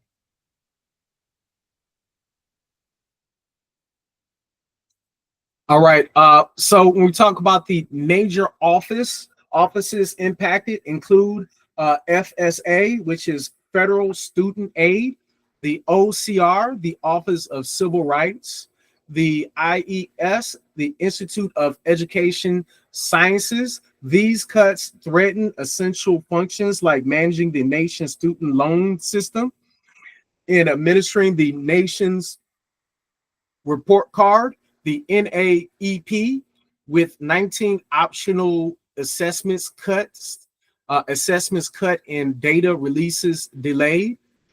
The education, the ED is reallocating responsibilities. The SBA, the Small Business Administration, will take over student loan management. So it's not really for the betterment of the kids, it's more of the betterment of big business. HHS, Health and Human Services, will absorb special needs and nutrition programs. So it's basically reverting back to the 1980s. In the 1980s, I think like 81 or something like that. I'm not exactly sure. I know that Reagan attempted to get rid of the Department of Education. I believe Carter created Department of Education through the executive order, and that's the reason why it was so easily dismantled, because it wasn't written in stone like other things. I guess I'm not exactly sure. We're gonna have to look more into it.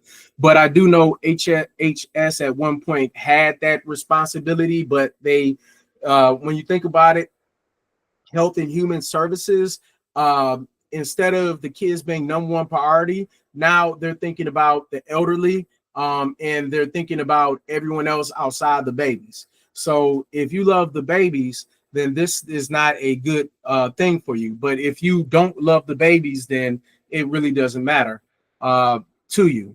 The district like Austin have seen temporary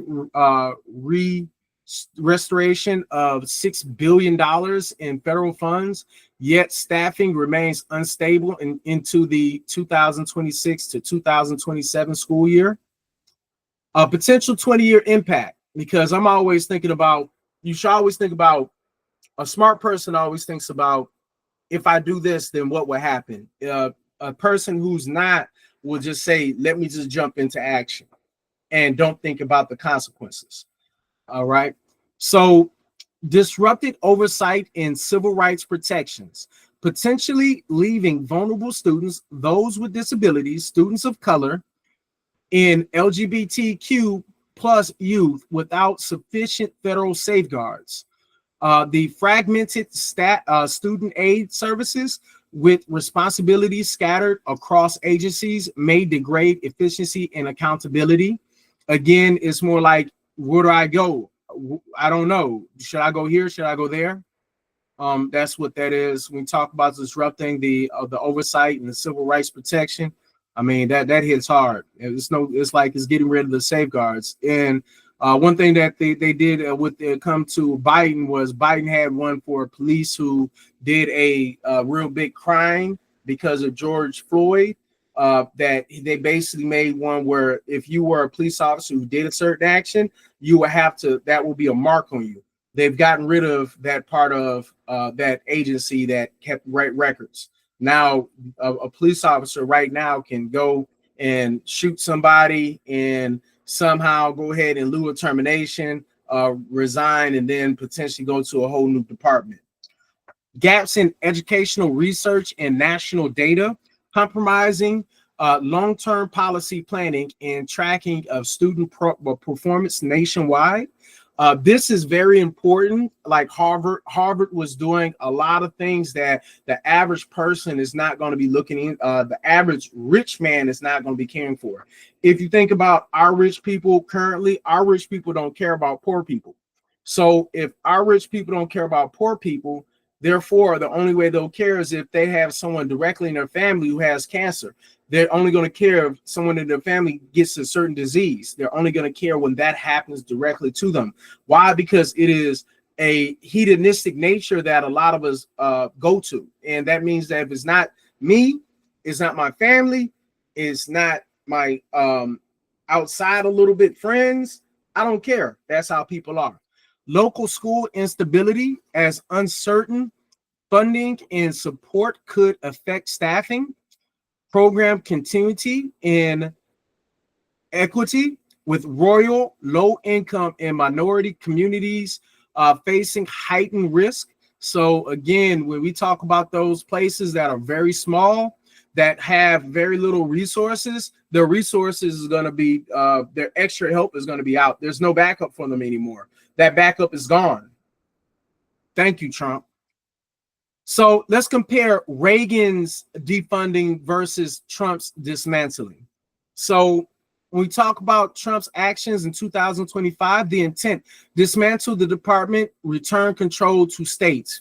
That's not necessarily all of it, but that's what, you know, we're going to go with. It's really about making sure that we could manipulate. It's like a divide and conquer thing. The Department of Education is a conglomerate of all of the states being put together, having a whole well of resources, a bucket of money, resources, and supplies, and just initiatives and thoughts that will help build even the lowest ranking school systems. If you think about states like Alabama, that has been historically in the low fives, not the top five, but the low five. And also Arizona, the low five. I think Arizona's like number one and number two of being on the low side. When you think about those type of states that may need more help, states like Maine and New York could actually help them. But by us not having it a national thing, that's not happening. So when we talk about Reagan's 1980s approach, eliminating federal role in education, reduce budget, and that was something that he basically had eliminated a lot of it. I'm not exactly sure of the amount of money that he eliminated from it, but I know when it came to the green energy and he eliminated that. Carter actually put in green solar panels on the White House. And as soon as Reagan got in, he was like, take that down. Budget share. When you talk about Trump, workforce cuts and redistribution of core functions. So again, it's let's go ahead and break things and let's get rid of these people and have these people take care of that. So the people that are there, they're going to be now more stressed than they are the people that are left. It's really a hostile work environment. So right now, when we talk about people looking for employment, it's going to be harder than before because of this. So with Reagan's approach, federal education share half from 12% to 6% over Reagan's term. Yeah, that don't sound good at all. So we talk about the program impact. Disruption of aid and civil rights and data function is what we're going to be missing with Trump. So again, there's going to be the safeguards. There's going to be a lot of people being violated, and there's not going to be able, then we're not going to be able to have the actual record of what's going on. We're not going to be able to trust the data that's given to us, because if the person is so worried about being fired as opposed to being a truth teller, there's no way that we're going to get the information that's real. And the thing is, a lot of people that are in his sphere are all whatever you want, boss, whatever you want. That's the reason why a CEO is not always the best person to become president. When we talk about Ronald Reagan, his program impact was curtailment of bilingual education and reduction in federal funding. Again, he hit them hard. I believe he reduced it by half. So it's not something that's new. This is not new. Ronald Reagan attempted to get rid of the Department of Education, but it was such an outcry, and he had a little bit more dignity than Trump. Trump has no dignity, because why would I be dignified? Because I already got all these felonies. And I've always had I had a platinum spoon in my mouth since I was a kid. I was born with it. So talk to his brother Frank, and that will tell you enough. Long-term implications when we talk about Trump: increased fragmentation, accountability, and research gaps. The difference between that, we already kind of talked about that when we talk about Harvard. Like again, when we talk about people who have boatloads of money, no one's going to put boatloads of money to something that's not directly to them. Oftentimes, a lot of people only give a stranger on the street $2, and $2 can't even buy you a Happy Meal nowadays.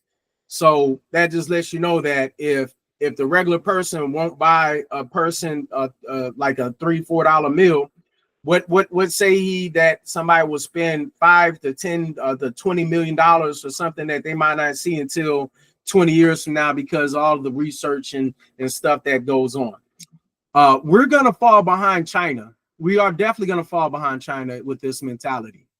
So when we talk about Ronald Reagan and his long-term implication, contributed to declines in national academic performance, deregulation of federal presence in schools. Also, one thing that we need to think about is the DARE program. The DARE program was not really a program to help. A DARE program was really a system to have students snitch on their parents. And we're going to dive into that, but not today. So, summary. Trump's administration is actively dismantling the department through sweeping layoffs and offloading critical functions. A sharp and operational move affecting current infrastructure. We talk about Ronald Reagan, by contrast, reduce federal influence more gradually through budget cuts, philosophical opposition to centralized education, and undermining desegregation efforts such as busing. And when it comes down to it, if you ever want to know who was the worst president before Trump, it was Reagan. All right. Well, I should say for people who are non-white. So let's go ahead, and now we are to the EPA. Well, before we do that, I would like y'all to, on your own time, you can go to the Department of Education website, and they have this section where it's the newsroom. You can go ahead and research and try to figure out whatever you need to figure out if you like to, and just kind of get an idea of whatever press releases, whatever kind of information that is affecting whatever kind of program dealing with. If anything, we really need to look at the rulemaking and implementation of President's One Big Beautiful Bill. That's something that we could look into in the future. But for now, let's go ahead and dive back into the rest. So we are now to the environmental portion. And what I would like to do is to first look at the EPA report. After we look at the EPA report, we're then going to look at the Memphis report, and then we're going to watch a couple videos dealing with Memphis, because Memphis, in my opinion, is a real big deal. And the reason why it's a big deal is because it's like the richest man in the world who already knows some health issues going on with a certain sector of people and making it worse, putting methane gas all in the air. Let's move on. So this is the EPA summary report, and we're going to go over it. The EPA layoffs, resource reallocation, and restructuring. The EPA is undergoing a sweeping downsizing. In July 2025, the agency announced it will cut its workforce from 16,155 to 12,448 employees, a reduction of over 3,700 jobs, approximately 23%, via layoffs and voluntary buyouts. So it's like almost 25%. It has eliminated the Office of Research and Development, ORD, its scientific backbone that employed around 1,500 scientists and technicians. So again, it's that research element that's going to be missing. We're going to be falling behind. We already, in my opinion, we already kind of fell behind China, and we're going to fall behind other countries with this mentality of let's go for the popular person and not go for the more intelligent person who really cares about us. The EPA is creating a new Office of Applied Science and Environmental Solutions to shift and centralize research within its program areas. This overhaul is expected to save approximately $749 million. Staffers in environmental justice and diversity roles have also seen termination. 280 DEI and EJ employees were cut, with 195 transferred across offices. So again, anything that's not white, we got to get rid of it. Early 2025, more than 1,000 probationary employees, particularly those engaged with climate and pollution programs, were targeted for layoffs or administrative leave. So that thing saying drill, baby, drill, we're going to get rid of the people that's going to stop you from the drilling. And that was all those probationary employees. A lot of times when somebody's probationary, that means that they're doing more work than the other people because you have to prove yourself. So the 10 major U.S. regions likely to feel the impact. Without region by region staffing data, here's a list of areas and potential consequences based on EPA's national footprint and roles. The Mid-Atlantic, which will be Philadelphia, New Jersey, the air quality monitoring. The Great Lakes, which is like Chicago area, the Chicago water pollution for Great Lakes. The Pacific Northwest, Seattle toxic cleanup oversight. Southern Gulf Coast, Louisiana toxic emissions monitoring. There's a lot of refineries in Louisiana. California, wildfire, smoke, and air assessments. So we're going to have more wildfires that's going to take place because we're not going to be monitoring and doing what we have to do to stop the wildfires. So if anything, this is like what was happening, I believe, in January and in February, is going to even hit even harder. Southeast, which is North Carolina environmental justice teams. The Texas industrial and chemical plant regulations. You know that there's a lot of chemical and industrial plants in Texas. New England research labs in Boston, or environmental health oversight in Connecticut. Then number 9 will be Mountain West. This example will be Denver mining runoff in water quality. So that's really going to affect their quality of life whenever you affect somebody's water. And eventually we might not even be able to trust the bottles after a while, because if the FDA is going to be affected, which I'm pretty sure is going to be some kind of cut to, help them out. Then the Rust Belt, that's number 10. The Detroit Industrial Contamination Research, that's going to be changing. Why these regions? The elimination of ARD and major personnel cuts threaten the EPA's capacity to conduct site-specific environmental research, respond to disasters, enforce pollution regulation, and collaborate with state and local agencies, particularly in areas prone to industrial hazards, environmental justice concerns, and climate risk. So let's go ahead and talk about the long-term effects for the next 20 years. It's going to be eroding scientific foundation. This eroded scientific foundation. Without a centralized research division, long-term environmental and public health studies will suffer, impairing evidence-based policy and regulatory action. It will also have a weaker enforcement. Regions may face regulatory lapses, allowing more unchecked pollution, higher risk of environmental disasters, and diminished safety standards. One reason why those people in Texas got flooded out was because the NOAA was not there for them like it should be.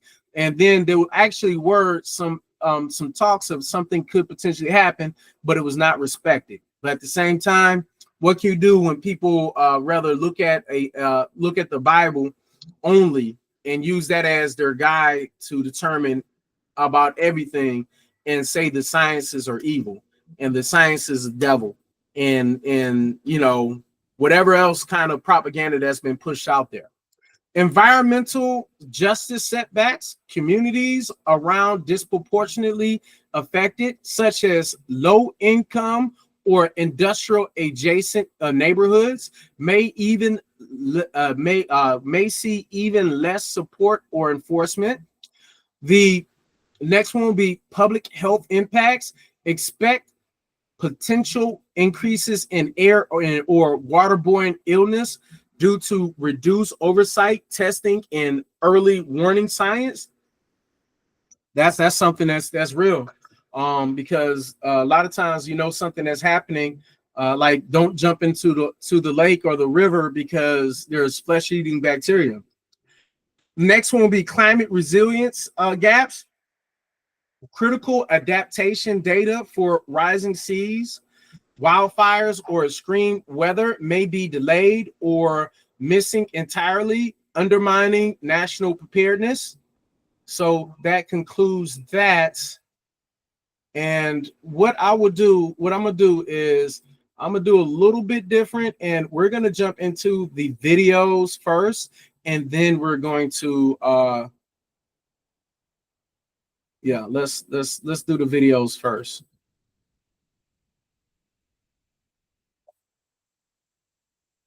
All right.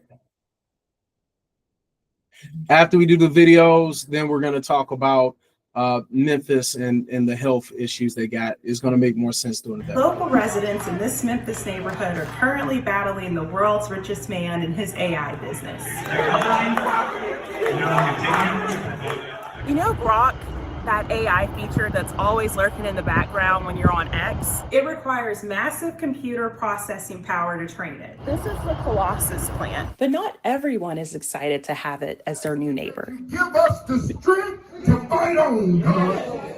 People here are upset about these methane gas turbines, which went up about 2 miles away last year. The turbines provide electricity to keep the Colossus facility running. It uses a lot of power to help Grok do its work on X. You have The temporary turbines, which are there right now, they are natural gas fired. They are there to fill the gap, fill the void from Memphis Light Gas and Water. But these turbines also pollute the air, including with nitrogen oxides and formaldehyde, according to their manufacturer. And while Memphis city leaders see XAI's arrival as a chance to bring in jobs and make the region a high-tech manufacturing hub, it represents a tremendous opportunity, an opportunity for us to take our economy to the next level. Locals in this mostly Black, low-income neighborhood have a deep-rooted skepticism. industrial pollution has been left behind by other businesses that have come and gone in the decades before. Memphis, Tennessee is where a lot of this country's pesticides are made. The county leads the state in emergency room visits for asthma. And one study found that Southwest Memphis has a cumulative cancer risk 4 times higher than the national average. The company is already running turbines and without a permit. City leaders there say that's allowed for up to a year. At this meeting, XAI was arguing for a permit to employ 15 permanent turbines. The company says they would serve as backup power and be equipped with technology to make Colossus the lowest emitting facility in the country. We're going to continue to help build a better, more sustainable electric grid for Memphis.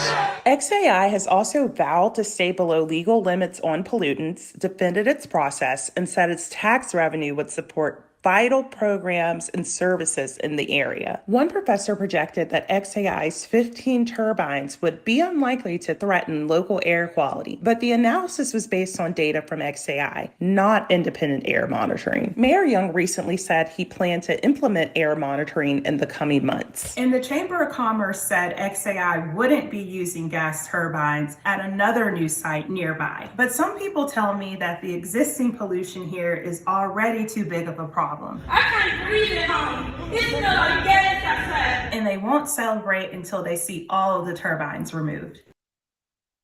Elon Musk, we do not want here in Memphis. Yeah, man, that's kind of trippy right there.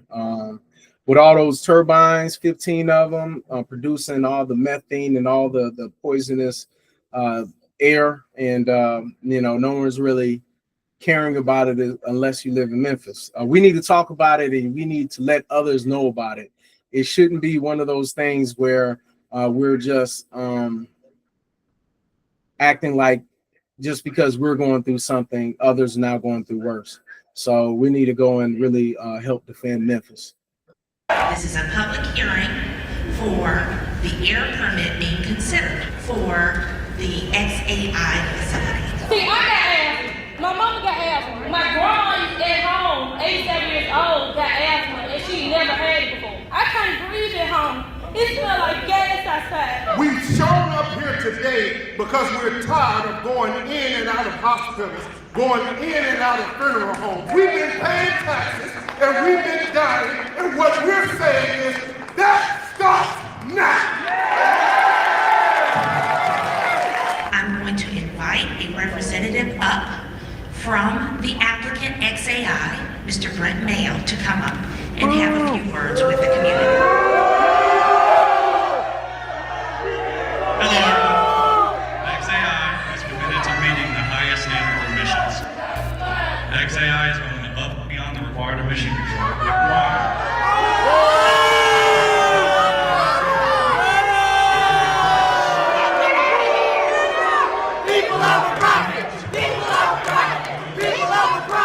Thank you very much for your time.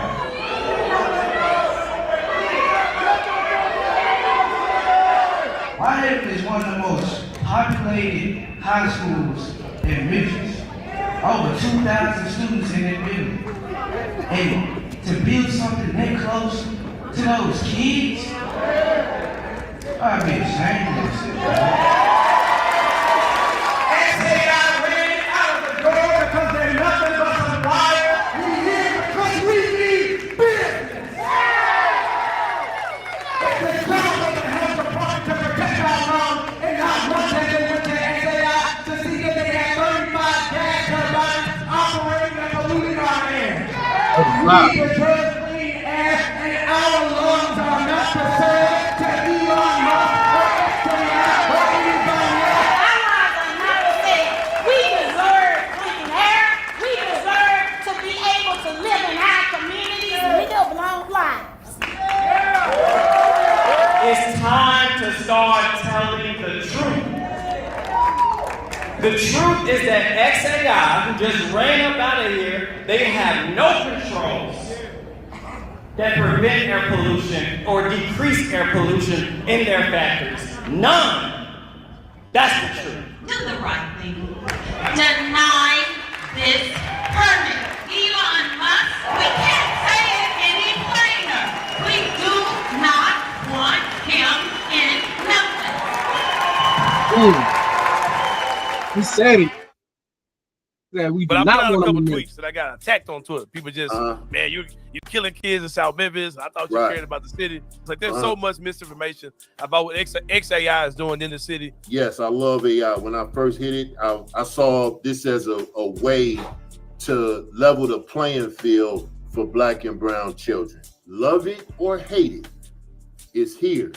Do we want to make sure everything is regulated? Monitoring the air quality? Hell yes. Hell yes. I care about our community, but I don't want us to be like where we shut it down, they don't come, and now Memphis is just back to, well, ain't nothing to do in Memphis but barbecue, the Tigers and the Grizzlies. If we set up the things to monitor and all of that, I'm with it. But if they coming in and they deregulate where they not checking or they not allowing people to, the government or certain people to check, I have a problem with it. Yeah. There's continues to be a lot of attention. That's the main thing. Like old dude said, he's basically saying that with them coming in, that's a good thing. But if they're not going to be regulated and it's going to be deregulated and they're not going to care about the air quality, then that's not something they need. You know, who cares if you got billions of dollars, but you only set to live for 5 days? There's continues to be a lot of attention around the incentives that the state of Tennessee is given, but also some federal incentives. Is that driving a lot of, do you think that cities should be continuing to make those kinds of investments? Ford Blue Oval received incentives from the state of Tennessee, from the federal government with the EV subsidies. Elon Musk did everything without any government subsidies. He wanted to move very quickly, and we're very proud of him and how he did it. He's looking at our water supply, and he knows how valuable that resource is to America, and specifically Memphis. You know, he's offered to come in and work with Memphis Light Gas and Water, with TVA, to build a gray loop, to take treated water before it goes into the Mississippi River and cool it and use it to cool those computers, not using our fresh water. And that's under discussion and probably going to be under manufacturing. That could be a first in America, to build the largest gray loop in America. That's good environmental work and good environmental steward to come into our city and offer that. And I think all of us in America and all of us in Memphis are incredibly proud of that fact.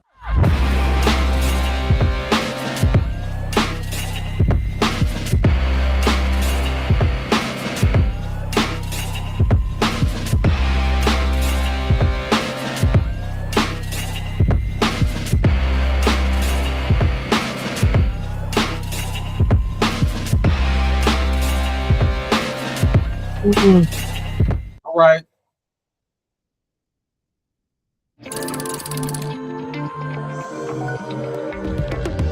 Welcome to Conga Composer, the dynamic document generation. Today on Forbes, Elon Musk installs quick and dirty turbines to power XAI's Memphis data centers.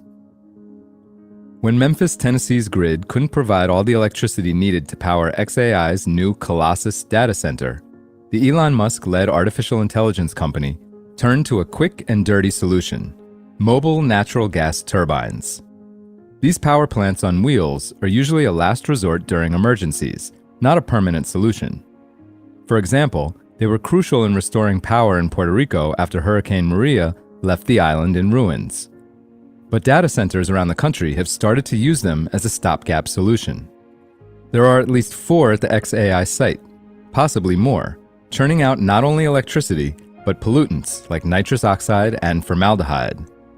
But shortly after the data center became operational, it became apparent to local journalists, along with environmental activists, that no public agency had actually authorized the use of mobile gas turbines that are powering not only electricity, but pollutants like nitrous oxide and formaldehyde. But shortly after the data center became operational, it became apparent to local journalists, along with environmental activists, that no public agency had actually authorized the use of mobile gas turbines that are powering it. Patrick Anderson, a lawyer with the Southern Environmental Law Center, wrote the Shelby County Health Department in August 2024, quote, to verify that XAI is operating these turbines without the required air permit and bring an appropriate enforcement action for failing to obtain a permit. XAI did not respond to a request from Forbes for comment. It wasn't until January 2025 that XAI's sister company, CTC Property LLC, finally submitted a formal permit application to the Shelby County Department of Health to not only backdate approval of the 4 mobile gas turbines already in operation, but to add 11 more. That would give the site 150 megawatts of power, on top of the 150 megawatts that the local grid is already providing it. All told, that's enough electricity to power nearly 100,000 homes. This document was first obtained and reported on in January by the Commercial Appeal, a newspaper in Memphis.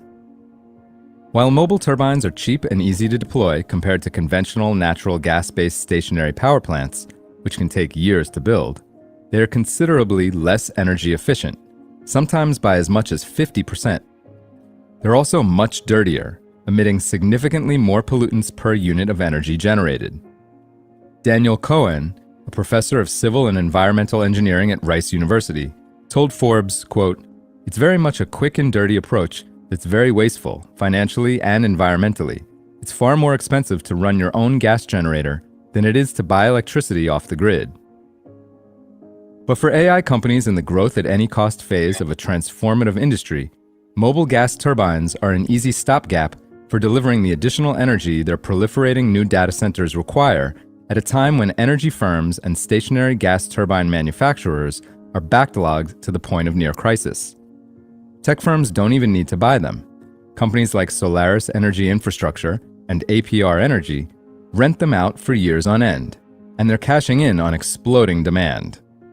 In January, Scott Strazik, the CEO of GE Vernova, the world's largest turbine maker, with a market capitalization of $88 billion, said in an earnings call that the company plans to build, quote, 70 to 80 large-scale stationary gas turbines in 2026, almost double the number it will produce this year.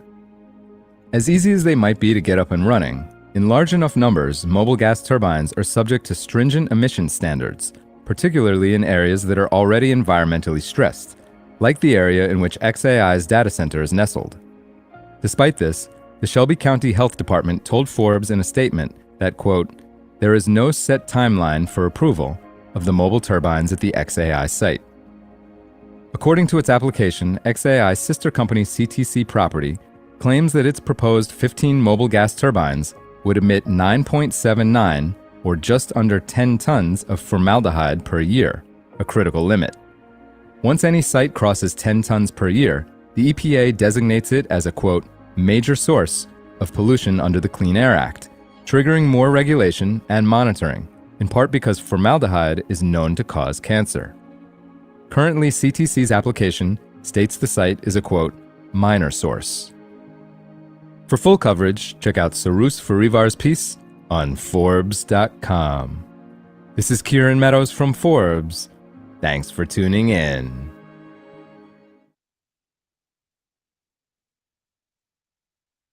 All right, let's go ahead and get into our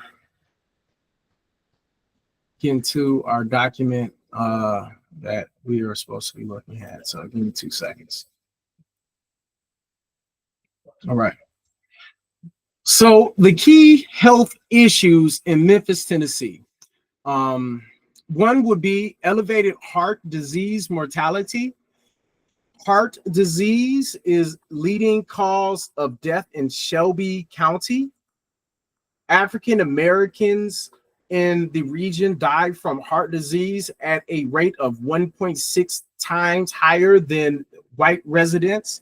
1.6 times means that it's like, let's say if it was 5, it would be like 7.5 in a sense. That's what it is, or like 8.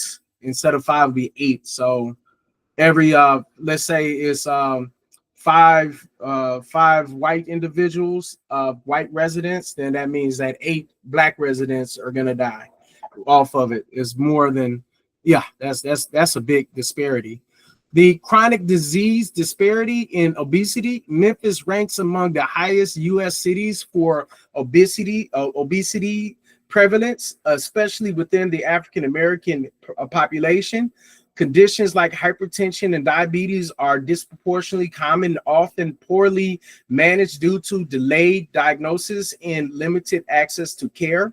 Respiratory health concerns. The city suffers from considerable asthma-related health issues, ranking 7th among U.S. cities for asthma burdens, even while overall outcomes place Memphis 55th among 100 metropolitan areas. Number 4, industrial pollution risk. A sterilization plant in Memphis using ethylene oxide, a known carcinogen, planned to close in 2024. A move held by environmental and community advocates due to its risk, due to its potential health hazards. Unverified reports on Reddit suggest that residents near data centers, possibly referred to as GROG, in neighborhoods like Boxtown, report worsened asthma and COPD symptoms. Though these claims should be treated cautiously until confirmed. When we talk about number 5, will be gaps in safety net and emergency department use. A 2003 safety net assessment of Memphis found that over 25% of ER visits at the Med could have been treated in primary care settings instead. Specialty care, as well as behavioral health and dental services, remain severely limited for uninsured and low-income residents. It's not going to get better because of the big, beautiful bill that is trying to eliminate healthcare for people. They disguise it as we're trying to make the able-bodied people work. At the same time, that's not the real motive. Coordination among safety net providers is weak, limiting care continuity. All right, so let's go ahead and summarize what's going on. Heart disease disparity. Details. Leading cause of death, higher African American mortality. Again, 1.6 times white residents. Obesity and chronic disease. High rates of obesity, hypertension, diabetes, especially in Black communities. Respiratory problems, high asthma burden, poor outcomes relative nationally. Industrial pollution exposure, ethylene oxide sterilization plant closure addresses carcinogen risk. Anecdotal reports suggest other pollutant related respiratory issues. Then the safety net limitations, frequent ED misuse for treatable conditions, lack of specialty, mental, the emergency department, frequent emergency department use for treatable conditions, lack of specialty, mental, and dental care for underserved groups. The main thing is, if you're in Memphis and you are near GROG's power plant, aka Colossus Data Center, there's going to be up to 35 portable, mobile, natural gas turbines that is affecting you currently, and the nitro acid and the formaldehyde is in the air, and is going to induce more asthma related symptoms to happen to those who normally do not have asthma. They are trying to say that they're doing a gray loop, but at the same time, When you are doing things like having these natural gas, natural gas turbines that are 50% effective versus the other means of electric, but is 200% dirtier. I mean, is it really worth it? To the rich person, it is. The two companies that were highlighted was APR and Solaris. These are two companies that are renting out these natural gas turbines, and there's supposed to be a major increase within a few years of 70, 80 more of those kind of turbines going to be put out, which is crazy to think of.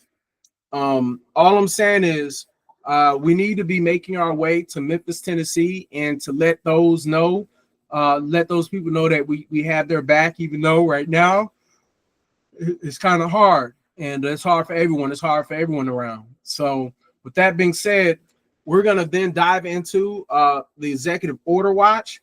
This is going to be presidents from 20 to 24. All right.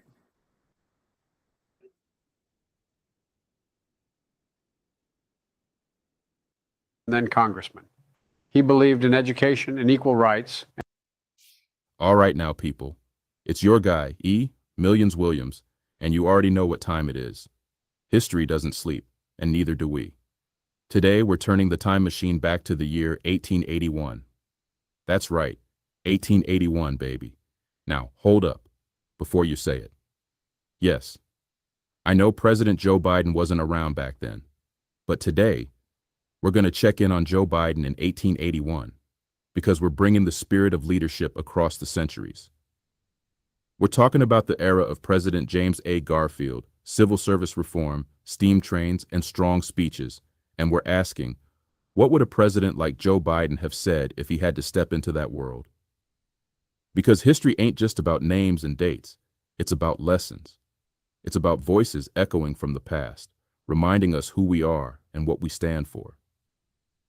So buckle up, my people. We're crossing timelines, connecting legacies, and keeping the mission alive. And remember the motto, for democracy, we live for democracy, we die for. For more stories, more power, and more purpose, hit up amillions.org. Now let's jump into 1881 and see what Joe Biden has to say in the world of top hats, telegrams, and true grit. Let's take it back. Presidents 20 to 24. These men weren't just holding office. They were signing policies, managing crises, and shaping the land we're standing on today. First up, President 20, James A. Garfield. He served from March to September of 1881, a short term tragically cut down by an assassin's bullet. But even in that short time, he dropped 6 executive orders, all business, administrative cleanups, land management, and departmental operations. It was calm. It was careful. It was presidential precision. Next, President 21, Chester A. Arthur. The man stepped in after tragedy and surprised everyone. He served from 1881 to 1885, and he laid down 96 executive orders. He went from party man to reformer real quick. Civil service reform, check. Public land withdrawal, check. Orders on Indian affairs and national proclamations, double check. My man cleaned house with class. Now here's a heavyweight, President 22, Grover Cleveland, in his first term from 1885 to 1889. He dropped 113 executive orders. What kind? Oh, just land reservations, federal appointments, holiday declarations, and enforcing administrative structure. He said, let's run this thing the right way. And he did just that. Then we got President 23, Benjamin Harrison, serving from 1889 to 1893. This man came in with 143 executive orders, no hesitation. He hit the West with land proclamations, locked down forest reserves, managed the Navy like a boss, and kept the civil service sharp, forward-thinking, environment protecting, Constitution honoring. And then Grover Cleveland comes back for round 2 as President 24.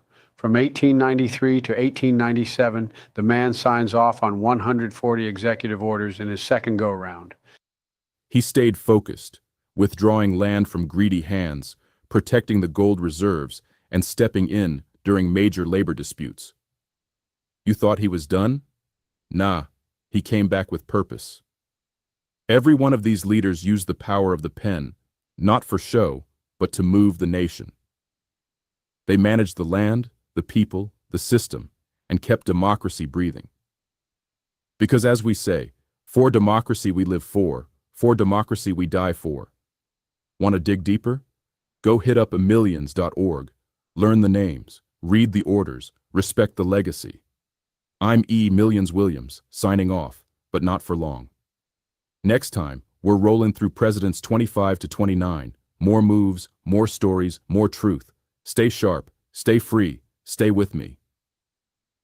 He stayed focused, withdrawing land from greedy hands, protecting the gold reserves, and stepping in during major labor disputes. You thought he was done? Nah, he came back with purpose. Every one of these leaders used the power of the pen, not for show, but to move the nation. They managed the land, the people, the system, and kept democracy breathing. Because as we say, for democracy we live for democracy we die for. Want to dig deeper? Go hit up amillions.org, learn the names, read the orders, respect the legacy. I'm E. Millions Williams, signing off, but not for long. Next time, we're rolling through Presidents 25 to 29, more moves, more stories, more truth. Stay sharp, stay free, stay with me.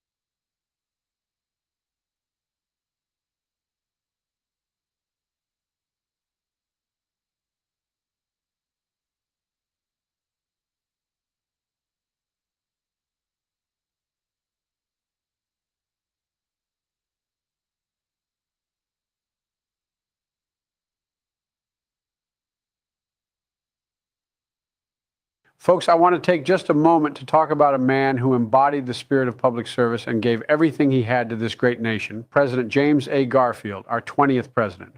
Born into poverty in a log cabin in Ohio, he worked his way up from canal boat driver to college president, Union general, and then congressman. He believed in education and equal rights and in healing a nation still scarred by civil war. Garfield wasn't in office long, just a few months in 1881, but in that short time he fought against political corruption and pushed for civil service reform. He believed government should serve the people, not the powerful. He was struck down by an assassin's bullet. Yet even in death, he reminded America of what we fight for. It's men like Garfield who remind us of our creed. For democracy I live, for democracy I die for. And folks, in these times, when truth is under attack, when our freedoms feel fragile, we need to remember stories like his. We need to rise together, not just as Democrats or Republicans, but as Americans. Learn more about President Garfield and so many others who helped shape our country by visiting amillions.org. It's a space for learning, for remembering, and for standing up for what matters. Let's honor those who came before us by defending the freedoms they died for. God bless you, and may God bless the United States of America. I was born in a humble log cabin in Ohio in 1831. The last of the log cabin presidents, they called me. My father died before I was 2, and my mother's strength carried me through a childhood of hardship and learning. I taught school, preached sermons, and led men in battle during the Civil War. But it was in Congress, for nearly 20 years, that I found my truest calling, fighting for civil rights, for honest government, for the preservation of the Union and the dignity of its people. I did not seek the presidency. In 1880, my name rose from a deadlocked convention, and the people entrusted me to lead. On March 4th, 1881, I stood before the nation and spoke of liberty, of education, of the supremacy of the Constitution, and of our duty to heal the lingering wounds of the war. In my brief time as president, I tried to govern by principle. I issued an executive order setting aside lands in California for our native brothers and sisters, hoping to preserve some measure of justice. I closed government offices to honor our fallen soldiers on Memorial Day, for their sacrifice must never be forgotten. I sent messages to defend the rights of our citizens abroad and refused to bow to corruption at home. I stood against the patronage machines that would poison our democracy. I believed the civil service must be reformed so that public office might serve merit, not greed. That fight, unfinished in my lifetime, would cost me dearly. On July 2nd, 1881, as I prepared to leave Washington, I was shot by a madman seeking office. For 80 days I lingered, suffering pain beyond imagining. Yet I never lost hope in the people or faith in God. On September 19th, I finally departed this life. The bells tolled for a nation of 50 million mourners. They carried me by special train, guarded by soldiers and Marines, honored by governors and justices, wept for by the common people I loved. I wish I could have done more. I wish I could have seen our civil service purified, our people educated, our democracy strengthened against ignorance and corruption.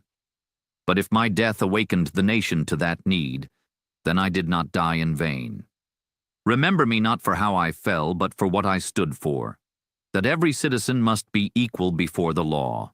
That the ballot must be free and honest. That knowledge and virtue must guard the republic. And that a humble man, born in a log cabin, can rise to... My fellow Americans, today I want to shine a light on a president who surprised the nation. All right. So if you would like to watch more of the executive order, currently we have more than half of the president's executive orders completed already. Really, all of it is completed except FDR, and you can find it on For Democracy, the channel, and there's going to be playlists that you could look at, as well as if you were just to check out all of the videos, ranging from Biden. I've not put Biden in yet. Right now we are at Lyndon B. Johnson. That is the current person that we're on. So if it occurred before Lyndon B. Johnson and not FDR, you should be able to find a list of them speaking on the executive orders that they wrote.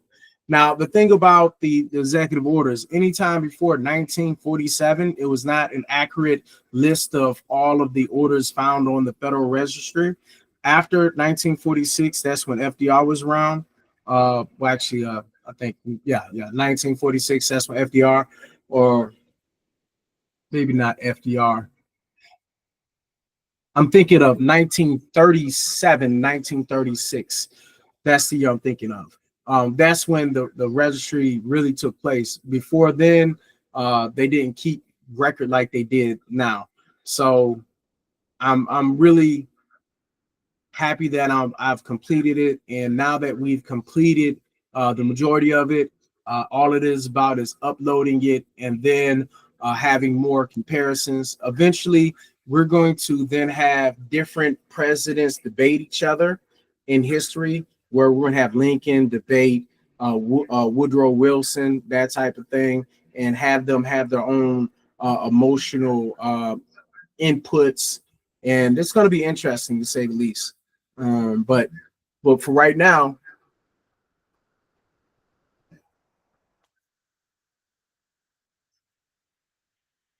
yeah, soda on.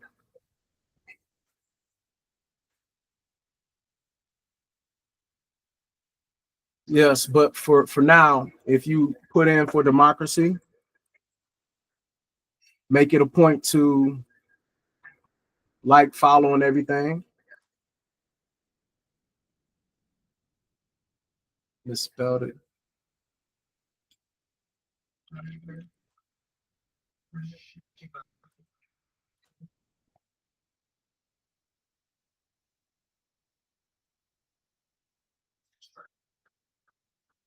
Personal between me and the God in whom I.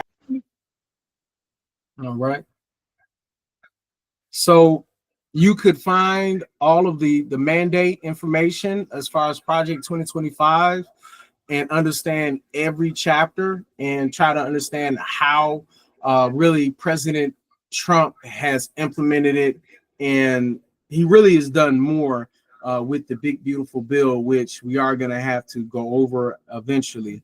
But for right now, we've only looked at the mandate, and we are going to look more into the big, beautiful bill. I have sprinkled some of the big, beautiful bill videos to explain the nuances of it throughout some of the executive order watches videos. As you see, where we have Bernie Sanders in, like, really on the cover, and he's basically at the very tail end talking about the big, beautiful bill and how it affects us.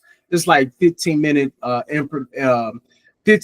intervals of him talking at the very end. So that's one thing you can catch. Also, little shorts, protests that are local ATL. Then, of course, we're talking about the videos that we made of the presidents, as you see, Lyndon B. Johnson, Dwight D. Eisenhower, JFK, and then Truman. These are all been done by the year. At first, I was going to do it where it was going to be all of it at once. But one thing I do realize, a lot of times you have 30 minutes to listen, but you don't have 2 hours to listen to a person talk when it comes to all of the executive orders. But it's a lot of executive orders. Some people only had 30 for the whole year. Some people had 400 for one year.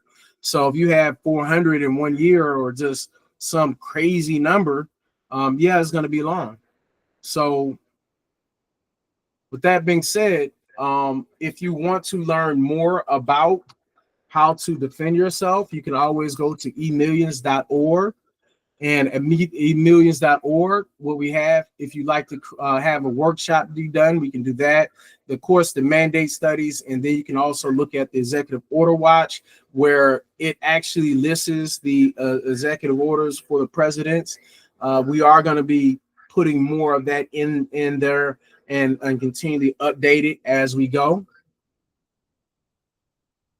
The main reason why we're doing this is because I would love to defend Biden's legacy.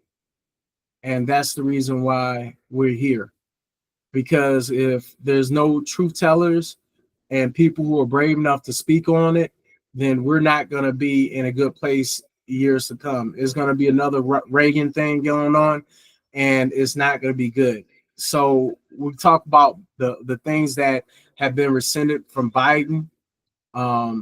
This right here is just a real quick synopsis of what he's done. So he basically, yeah.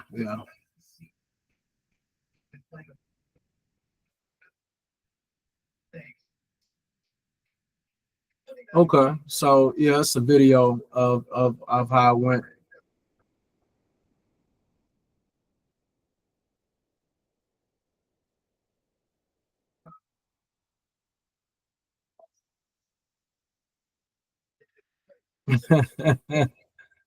What Biden say? He said,